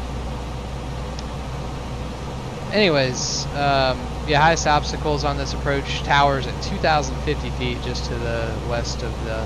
Which of course, Alps 2 lighting, and if we land on runway 2 right, It's 8,000 feet available, plenty of runway. American 3890 Lima space to the east, Washington is off. And we'll plan a left-hand turn off probably at Hotel 4, maybe Hotel 3. Left hotel. Roger, 3890, good day. And then Juliet back to Tango 4, and we're parking at gate Alpha 4 is what we're playing today. So from Tango 4, enter the ramp, continue around, and it looks like it'll be right there, Alpha 4, right near the La Hacienda restaurant at the Nashville airport. So pick up some chips and salsa for dinner while we warm up. V for visual. Excellent, excellent, yeah. There are some good free cloud arts out there, but I just, I don't know exactly which one. I've been pretty happy with this. The new Flight Sim 2020 obviously has just incredible clouds, but you can't beat the,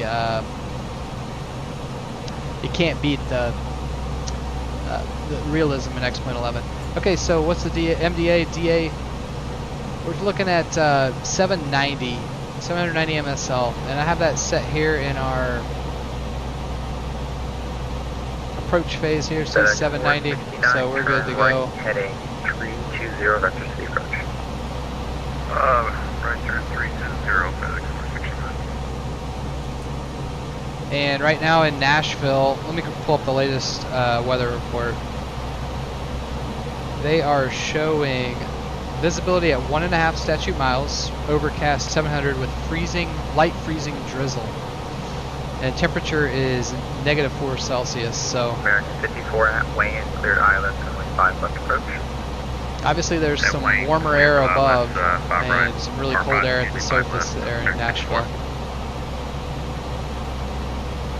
FedEx 469. Yeah, it should be a fun approach 5 miles from Big Tent, to shoot a proper ILS into Nashville. Maintain tree bound still established on the localizer cleared ILS, runway 5 right approach. Okay. Check out the view from the back here for a little bit. 3,000 feet established, clear ILS, high right.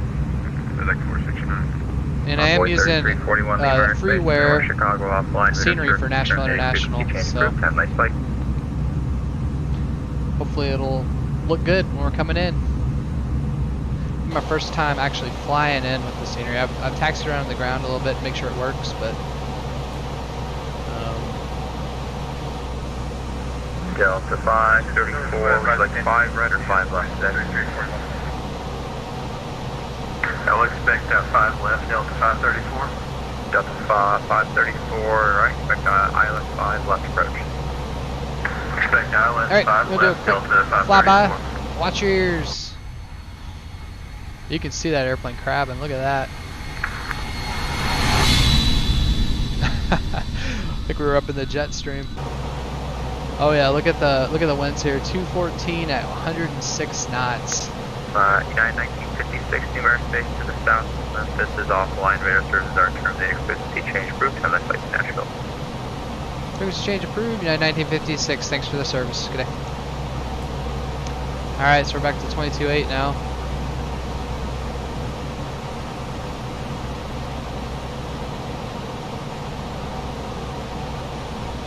So I'm actually going to pull up the live air traffic control for Nashville while we come in, unless we get some service from VATSIM, just to let us have something cool to listen to as we come in here. So there we go. We'll see if anybody's talking in real life going into Nashville today.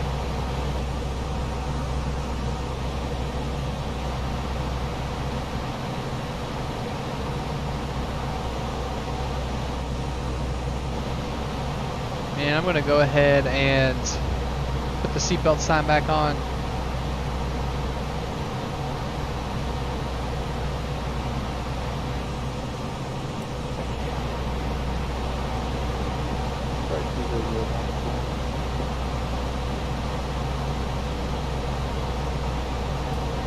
Let's see here. Seatbelt sign on. Let's see how that goes.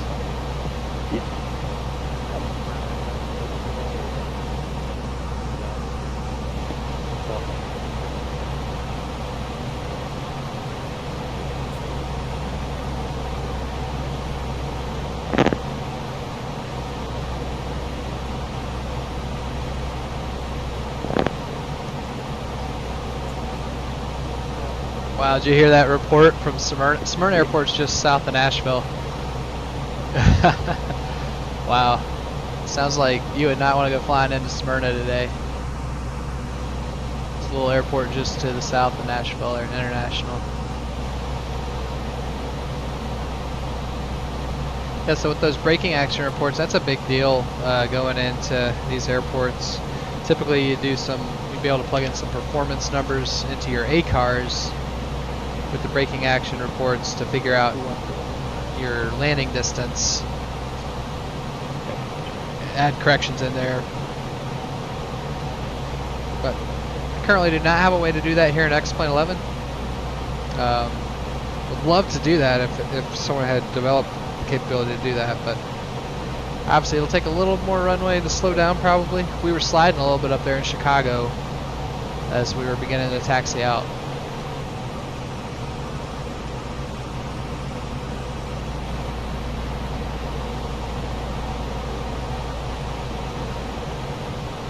Okay, yes sir. South Bend 3000. We're going to get station towers.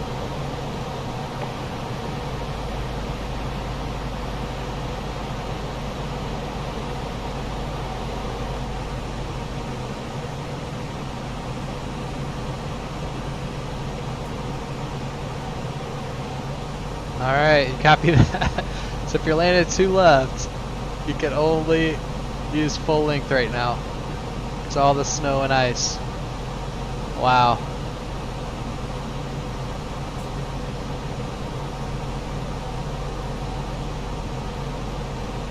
I think we'll continue with our plan for 2 right.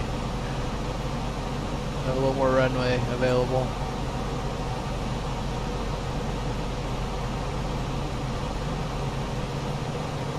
Alright, coming in on the Ryman arrival, appropriately named the Ryman Auditorium. The Grand Ole Opry is these days.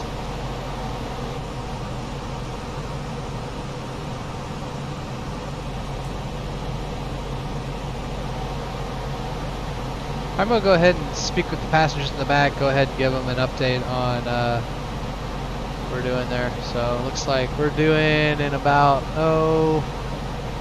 20 minutes or so. Alright, I'll give them an update. And ladies and gentlemen, a quick update from the flight deck. We have begun our descent into Nashville. Should have you in the ground in just about 20 minutes. Current weather in Nashville, winds are out of the north, cloudy skies, light snow, and freezing drizzle. And planning on parking at gate Alpha 4. Once again, thank you for choosing to fly with us here on United Virtual. It's been our pleasure having you aboard.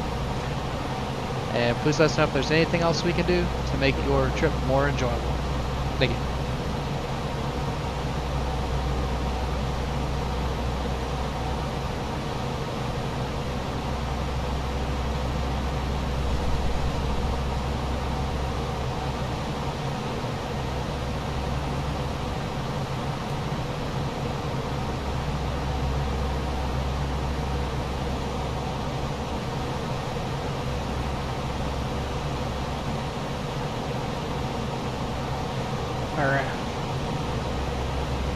Alright, we crossed at 230. We need to, typically they would have given us a clearance down. So our first hard altitude is 5,000 at Gilmy. So I'm going to set 5,000 in. Typically say descend via the Ryman to arrival. Altimeter is 2975. So here we go.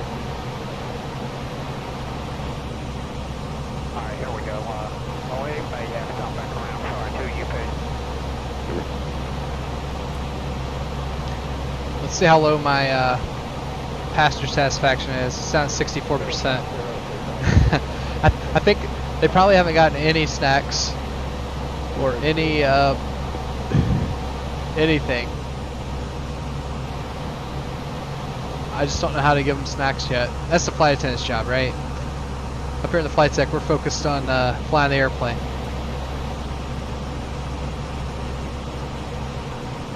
Actually, you know, the real reason we have flight attendants is not to serve snacks. It's actually to get us off that aircraft safely if there is a problem. So very appreciative of what they do.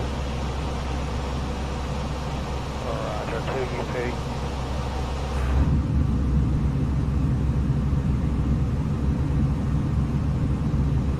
Let's do a quick flyby here as the sun sets on our way into Music City.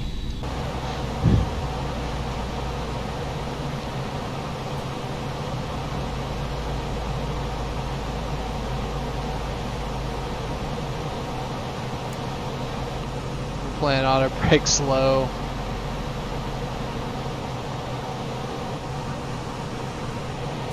And I didn't brief this yet, but it is something important for icing operations. We will not retract the flaps until we get to the gate, just to make sure that everything is looking good. B for visual, this is the ToLiss. This is the latest version for the A319, the one that came out in late January. I'm not sure the exact version number, but yes, it is the latest model that came out. And I'm really enjoying flying it, for sure.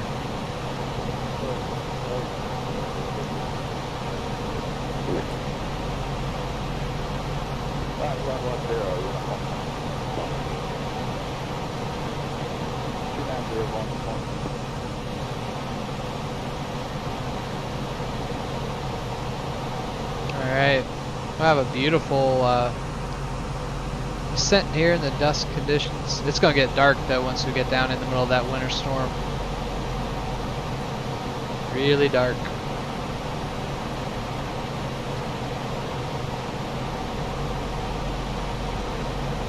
And we're definitely going to plan to have the engine and wing anti-ice on for this approach and landing.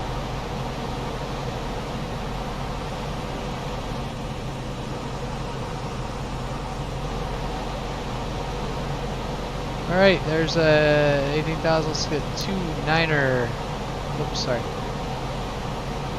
29er 75 on the altimeters.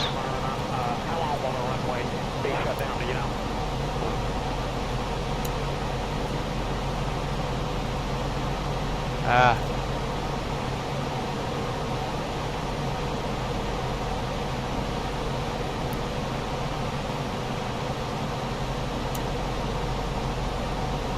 .1007 and 2975 over here.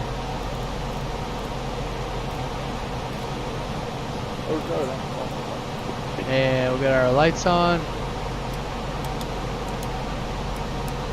Right, heading 200, we're alright. Hey, just kind of come up with a game plan here, how long we're gonna be and what we need to do. Alright, approach descent check. Yuck.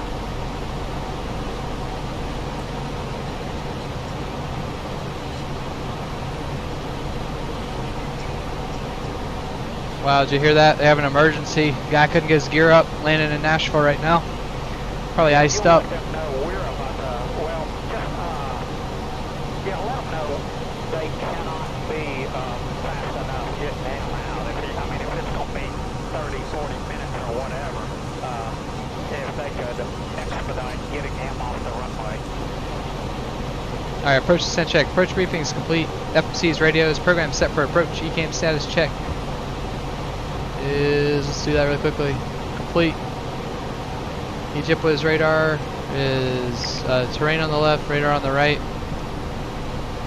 Airspeed, planning full flaps, and target 134. That's some pretty good turbulence here. We'll go ahead and turn on the ignition. MD8 set, auto brake set to low for now, or we'll see. I don't want to. Altimeter 29er 75 set, landing lights on. Approach descent check complete.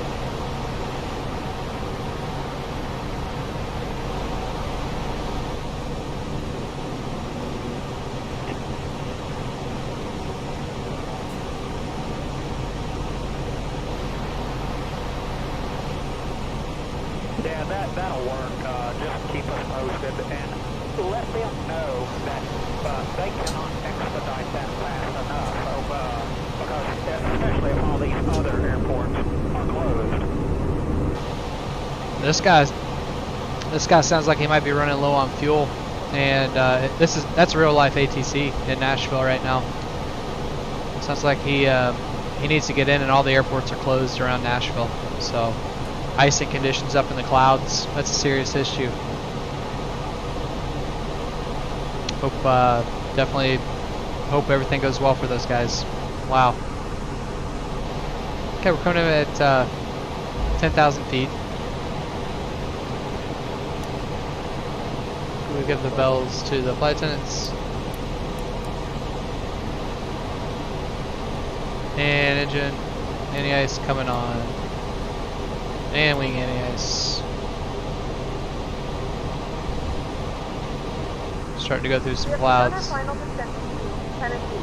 Flight attendants will be passing through the cabin to select any crash one final time. Please ensure tray tables are stowed and insert a full upright position. Please also store any carry-on items either in the seatback pocket or under the seat button. Please complete all Wi-Fi related tasks and stow any larger electronics.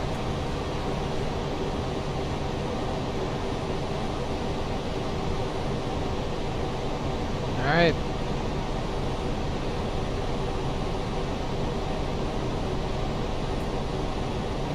Yeah, so I'm on 122.8.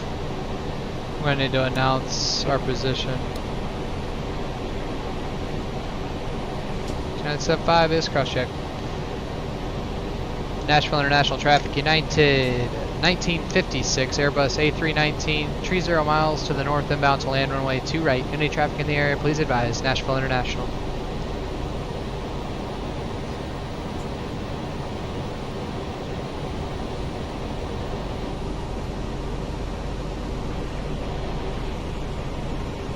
Right turn 240.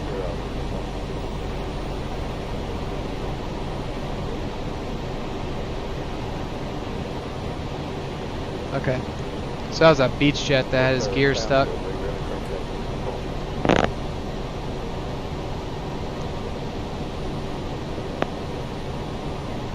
Yeah, if you have a serious issue, you have to let air traffic control know. Like, things get time sensitive in the air. You can't just pull over like when you're in a car. So, kudos to that guy trying to get ahead of the problem.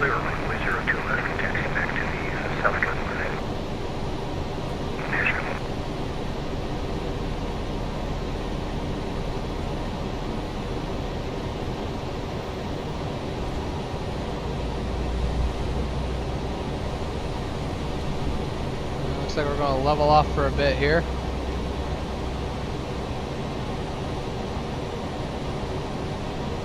Following Jenkins.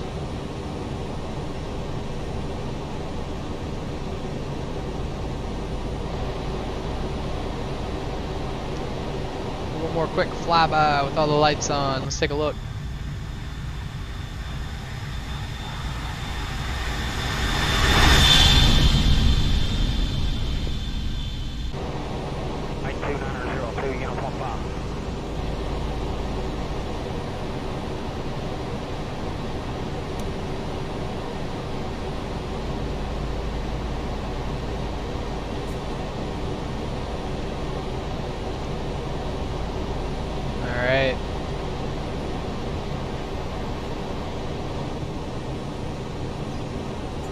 Double checking this bottom altitude 5,000. So we're gonna have to self-vector ourselves onto the approach. So we'll be leveling off at 5,000 on the arrival, which is perfect because we can just vector ourselves out to Atkins, and I think that's what we'll do. I'm actually gonna set that in here for the approach, just so we have it. Just go down here to Nashville arrival. 2 right.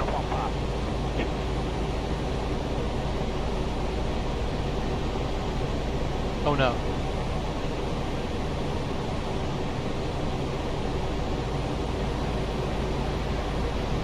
Sounds like the brake connection is really bad there.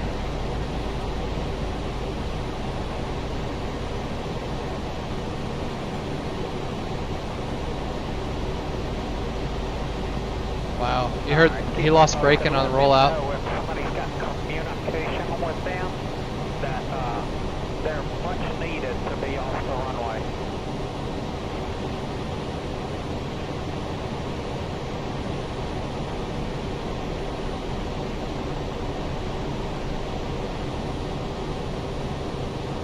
I'm going to go ahead and turn on the, well, it's within 30 miles now, so there we go. And Nashville traffic, United 1956 Airbus A319, 15 miles to the north, inbound to land runway 2 right. Any traffic in the area, please advise, and if you have break-in action reports, I'd appreciate it. United 1956. Break action at 2 left was good for Apex. Roger, thank you. Alright, so 2 left was good. I'm going to go ahead. Let's actually take 2 left. We'll take 2 right. I think it's going to be the same in the sim. I think if this had been real life, we would be going to 2 left anyways, because it sounds like they haven't cleared off the other runways. We'll land 2 right. You don't want to be setting up, fumbling around with a bunch of numbers below 10,000 feet.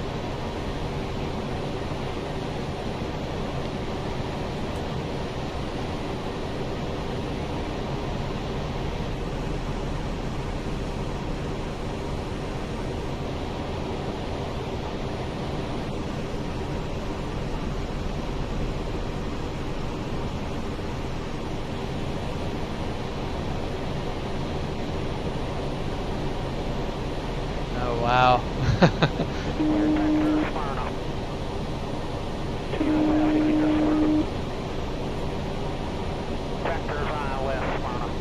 He's going to Smyrna. Oh, I hope he's alright.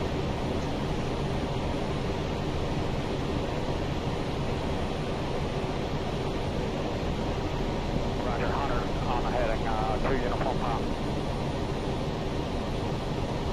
Wow, guys.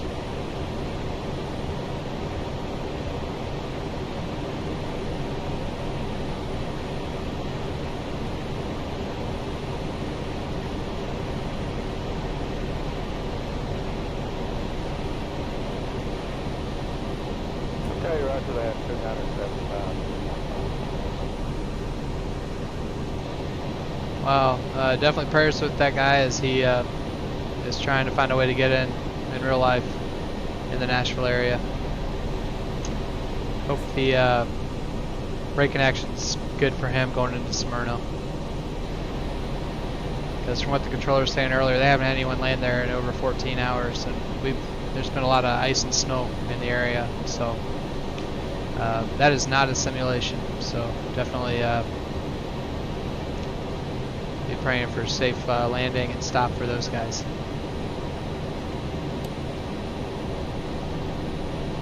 Okay, there's our we're at our altitude here for Weimar, slow to 210 knots.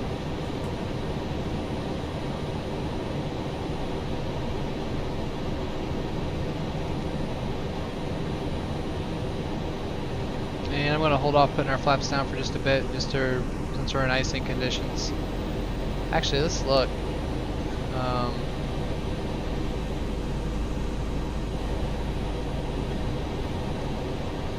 We get a quick.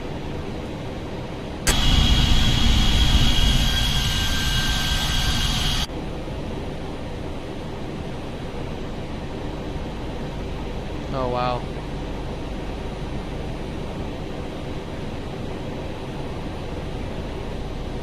Yeah, well, your runway's closed. We gotta go to Smyrna, 2 UP.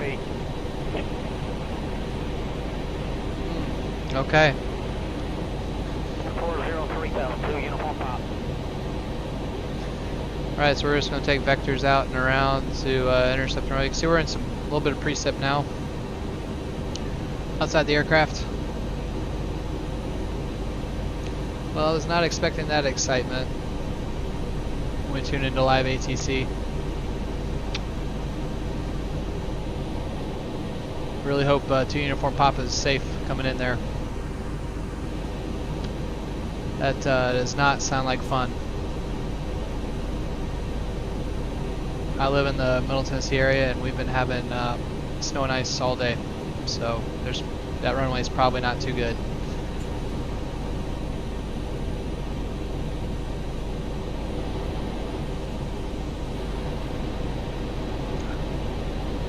All right.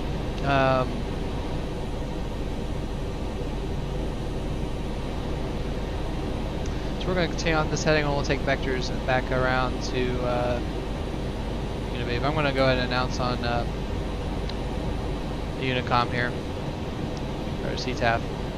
And Nashville International Traffic United 1956. We're on a left, extended left downwind right now for the ILS 2 right, Nashville International.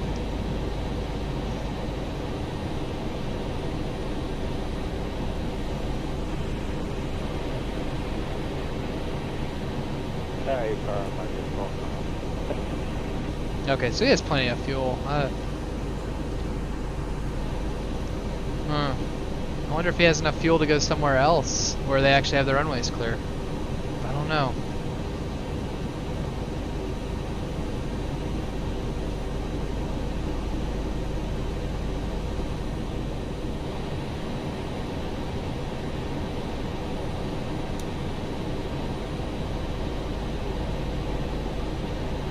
Alright, I'm going to switch this to heading mode. And let's go flaps 1.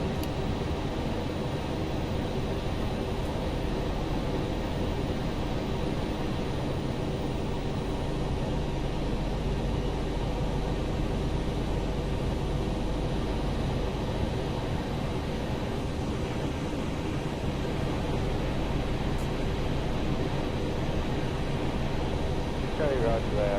Left at 130.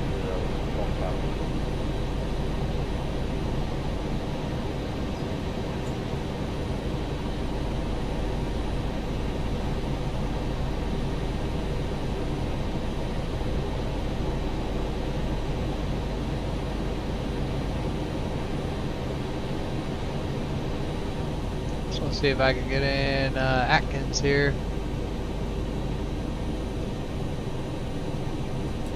Yeah, not gonna worry about this. We'll just fly. We have the info we need out here. I can use this. Typically they'd be giving us vectors anyways. 050-2005. So Atkins is at 15.0 from the localizer. And we're currently at 16.2. Plus we'll have a diagonal distance too though. So we'll start our turn to the east here momentarily. Alright, here we go.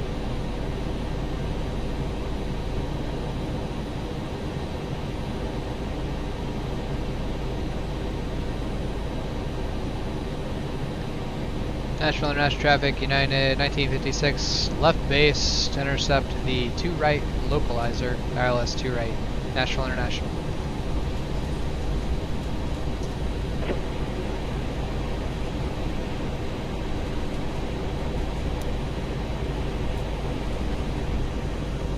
Okay, 350 and heading for I see the city a little bit down there.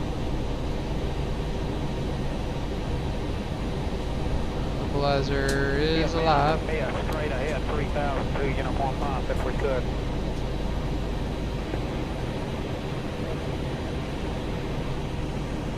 Roger.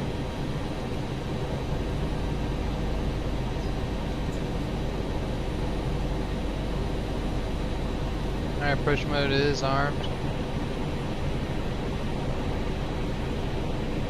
Roger, UP.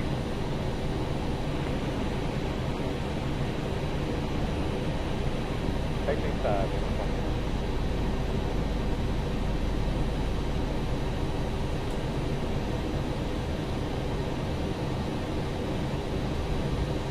Alright, turn left heading 060, intercept the 4 right localizer, cleared ILS 2 right, localizer, cleared ILS 2 right.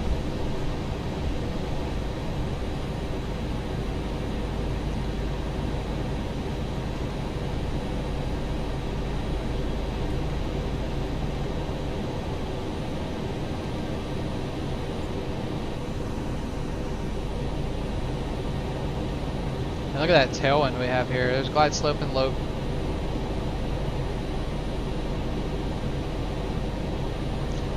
Nashville International Traffic United 1956 is Atkins inbound, ILS 2 right, Nashville International.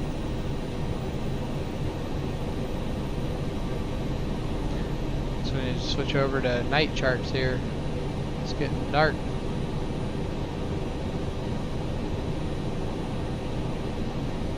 crazy weather today.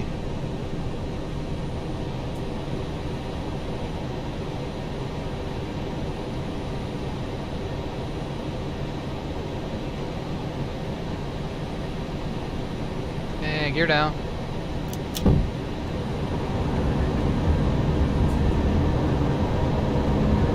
We need to slow down.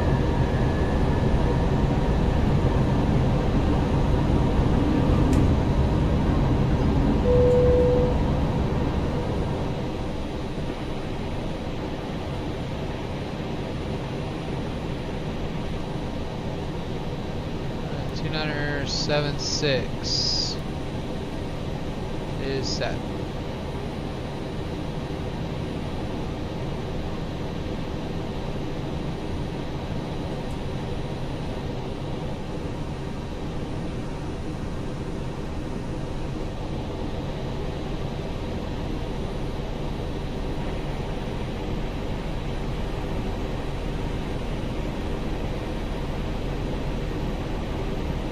I do not know. Yeah, we need to slow down. 2,500. Alright, localizer course identified. Alright, we need to slow down here, or we will be going missed. This approach altitude is 3,000. I'll get that set. Alright, flaps 2. Bring the spoilers back up.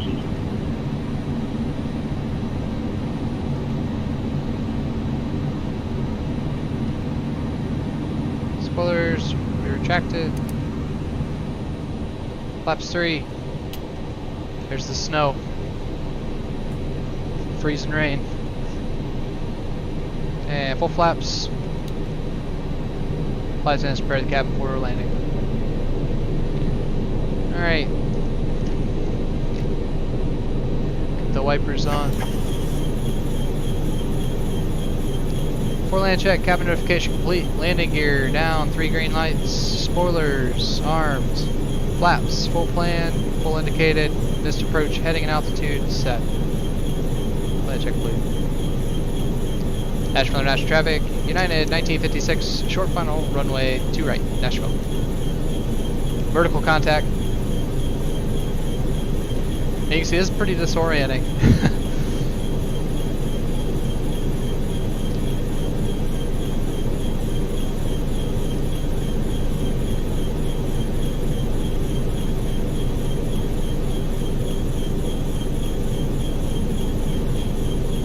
There's the interstate. 1,000 missed approach. Heading up. Altitude set. Runways in sight. Approach lights in sight.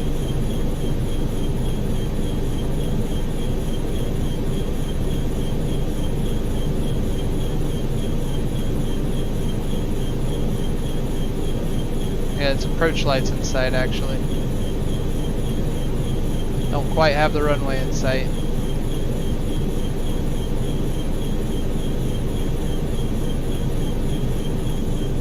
Definitely have vertical contact.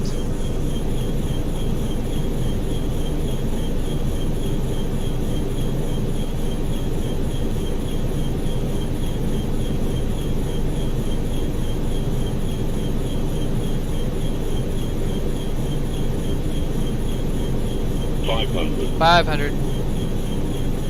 Autopilot's coming off. 400.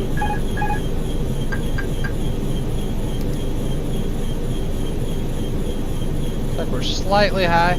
300. 100 above. 200. Minimum. Runway in sight. Landing. 100.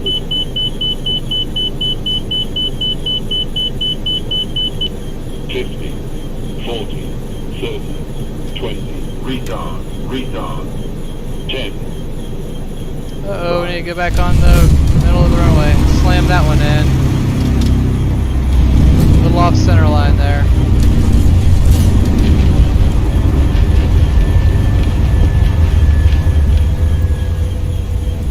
And 90 knots. Pursers are stowed.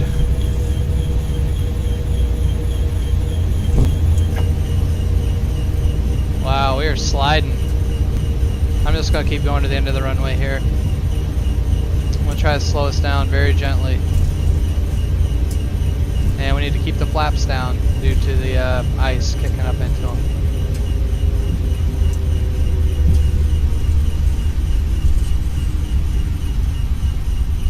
I'm gonna get really slow here. Okay, there we go. And we'll try to turn. Ladies and gentlemen, welcome to Tennessee. Yeah, absolutely, absolutely V for visual. 5:24 p.m. Got a little crazy there. Currently about 27 degrees Fahrenheit. You can now use your mobile devices. Please remain seated until the aircraft has come to a complete stop and the seatbelt sign is turned off. All right. Caution when opening the overhead bins, as items may have shifted during the flight. And Nashville International traffic, United 1956, clear 2 right, Hotel 5, taxiing to the terminal via Hotel Juliet Tango 4. Nashville International. Please coordinate with airline staff as necessary regarding connecting flights or vouchers.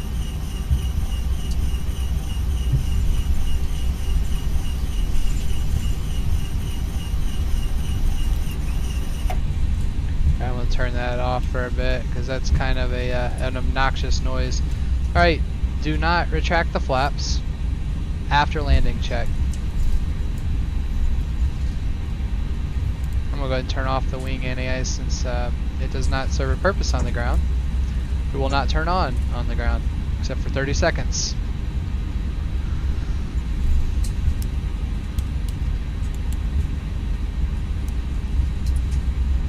Thanks for riding along there, V for visual. Yeah, I will say, personally, I think it's harder to land. Sometimes it's harder to land an aircraft in the sim than real life. That's just my personal opinion. You have so many more visual cues in real life than you do in the sim. But yeah, definitely room for improvement. But you know what? That's what makes flying so much fun. There's always room for improvement. Looks like our brakes are hot, so I'll turn on the fan there. Alright, arm the gotta be really careful here with our taxiing. It is cool. X-Plane does simulate sliding on ice a little bit, which is neat. Alright, let me see here. I need to turn off the radar so we don't fry the rampers when we taxi in. And turn the transponder just back to out mode. Yeah, they are slippery. Honestly, I kind of lost track of how close we were getting to the final approach fix. I was getting close to saying we're unstable, we're going to have to go around. 2291 on final, runway 31, Delta 2291, Nashville traffic. Yeah, it's flight factor 7.5. Oh, cool. Yeah, that sounds like fun. That's one I'm looking forward to learning. I actually have it. I have not done the studying yet to figure out how to fly it. So, you say it's worthwhile? All right, here's our turn onto Juliet. Take the bridge across. If I can get us to turn without sliding. All right, there we go. Rough weather here.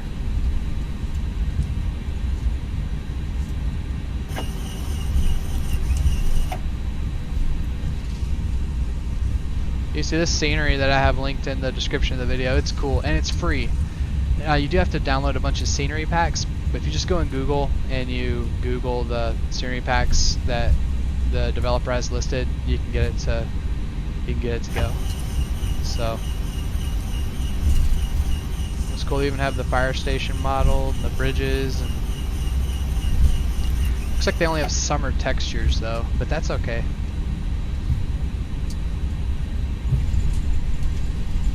Yeah, the Atari Ferrari, that's nice.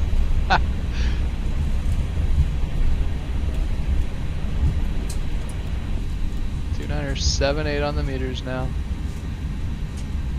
Just set for the next guy. Arr.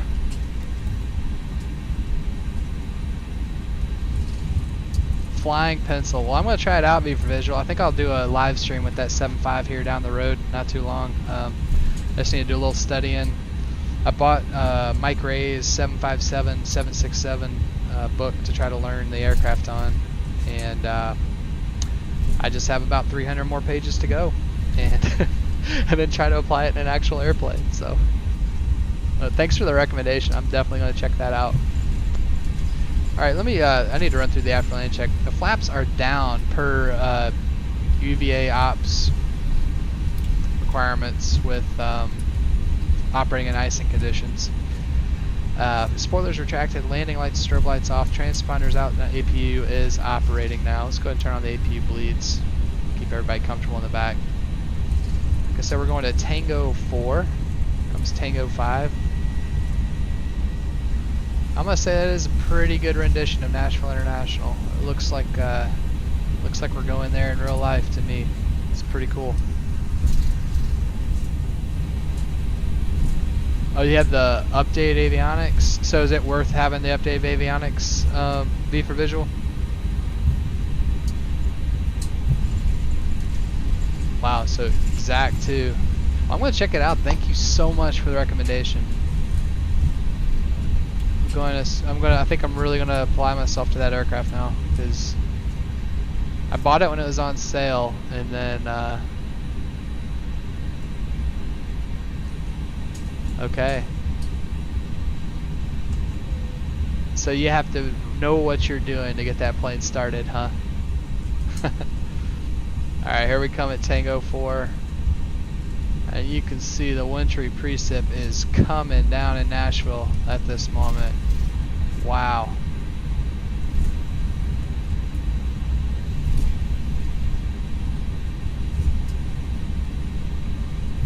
So is that Flight Factor that sold the avionics package, V for visual, or does somebody else come up with that? Okay, gotcha. Let's switch over to the 10-9 Bravo here. So we're going to take the, looks like I accidentally flipped it. We're going to take the connector route here around the terminal. So there we go. And we're going into gate Alpha 4. Yep, Alpha 4. Perfect.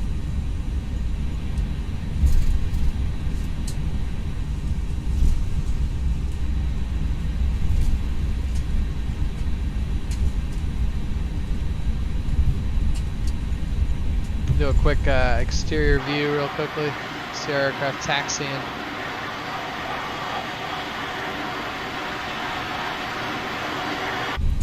Oh, yeah, V for visual. I don't know why it deleted all your messages. I'm so sorry, man. So I have a Streamlabs bot that is a moderator. I have no problem with your messages. Thank you so much for those messages.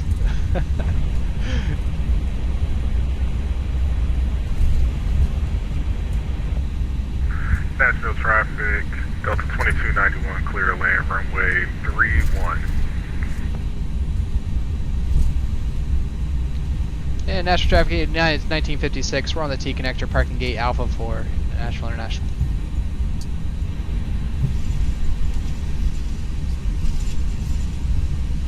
Alright, those rampers out working in the freezing drizzle and snow. That is an important job, though. Very important. Alright, so we'll take this next right. Looks like there's somebody parked up here. Might already be someone at Alpha 4. I don't know. We'll have to see.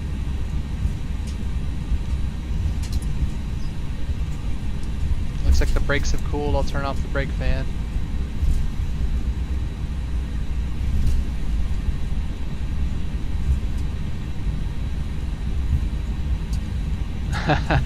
Nice. Yeah, Airbus, you can get away with a lot in the Airbus, that's for sure.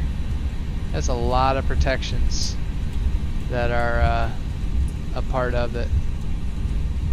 Alright, so let's see. Alpha 4 is going to be down this way.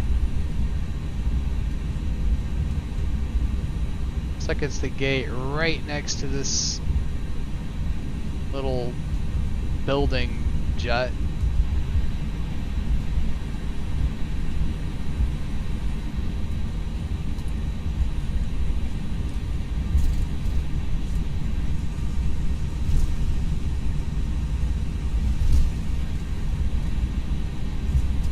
Alright, here we go. We always have to take our time. I think that's Alpha 4 right there,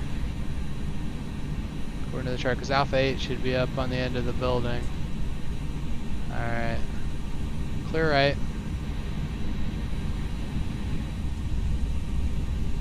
Turn off the taxi light.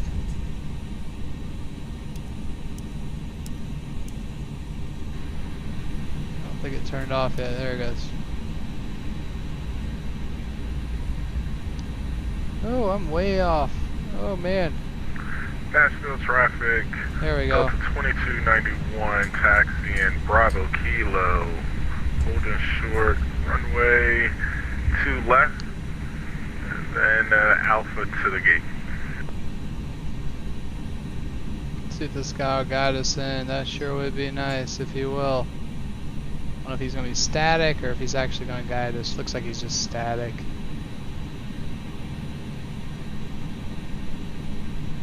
I'm going to go outside.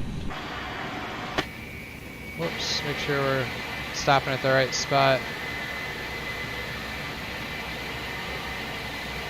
Have the flaps down. It's like we have a hijacking. As the old symbol for a hijacking. We'll park at the Nashville traffic, Delta 2291, crossing runway 2 left. there we go. Nashville traffic. Alright, we're here. Parking brake is set. And APU is operating. Let me turn on the dome light really quickly. And let's shut down the engines. 2's coming down. 1's coming down.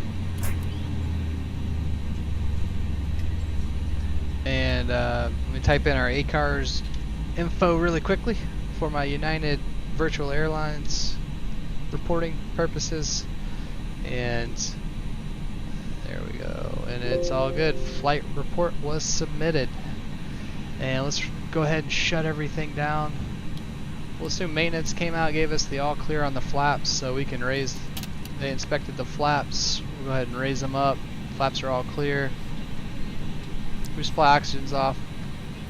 Won't be any more flying on this aircraft tonight. Beacon's off. Engine anti-ice off. Probably should have gotten that before I turned off the engine. Turn off the seatbelt sign. Emergency exit light needs to come off now. Fuel pumps all off.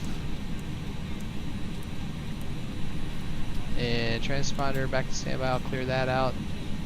And we'll make sure the fuel flow is showing 0, which it is. Okay, great. And it looks like the flaps are frozen down. That's fine. You know, whatever. I'm just gonna put the flaps back to where they were selected at. We'll let maintenance handle that. Ice and flaps don't mix too well. Alright, doors open. Let's get the ground handling. Get everybody up here. Get the catering. Ambulance for everyone in the back that had a heart attack during that snowy approach. And I think we're good. Let's see, I need to know, let's get a deboarding status check. We're still deplaning. 9 minutes left until we're finished. Alright, very good. Let's run through our parking check really quickly. Parking brake is set, APU is operating, engine master switch is off, fuel flow 0, transponder on standby, emergency lights off, beacon checked off, fuel pumps off, anti-ice off, ACARS ended flight, and ADIRS off. Parking check complete. Go ahead and turn down the screen brightness. You usually turn those off when you complete a flight in the Airbus aircraft. So I'll get that down. And then we will do our final check of the replay, and looks like the brakes got hot again. I'll tell you, it was a little squirrely on the runway trying to get this thing stopped. I felt this sliding a little bit at the end. That's why I was like, we are not going to try to turn off anywhere before the end of the runway. Alright. Well, thank you all again for choosing to fly with us here. United Virtual, VREF Simmer.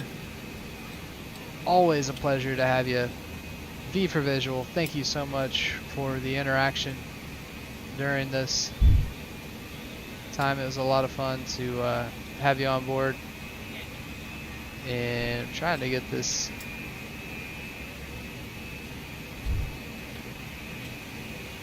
jetway to connect to us, but there's V for Visual. Thanks for tuning in. For the rest of you, hope you enjoy this when you watch it after the fact and the replay. Just going to open up all these doors here. And I'm going to finish off this stream with, we'll go through a replay. We'll check out a few replays of the approach and landing from the back with some music provided by Epidemic Sounds. So with that being said, thanks again for joining in. VRF Simmer for now, signing off.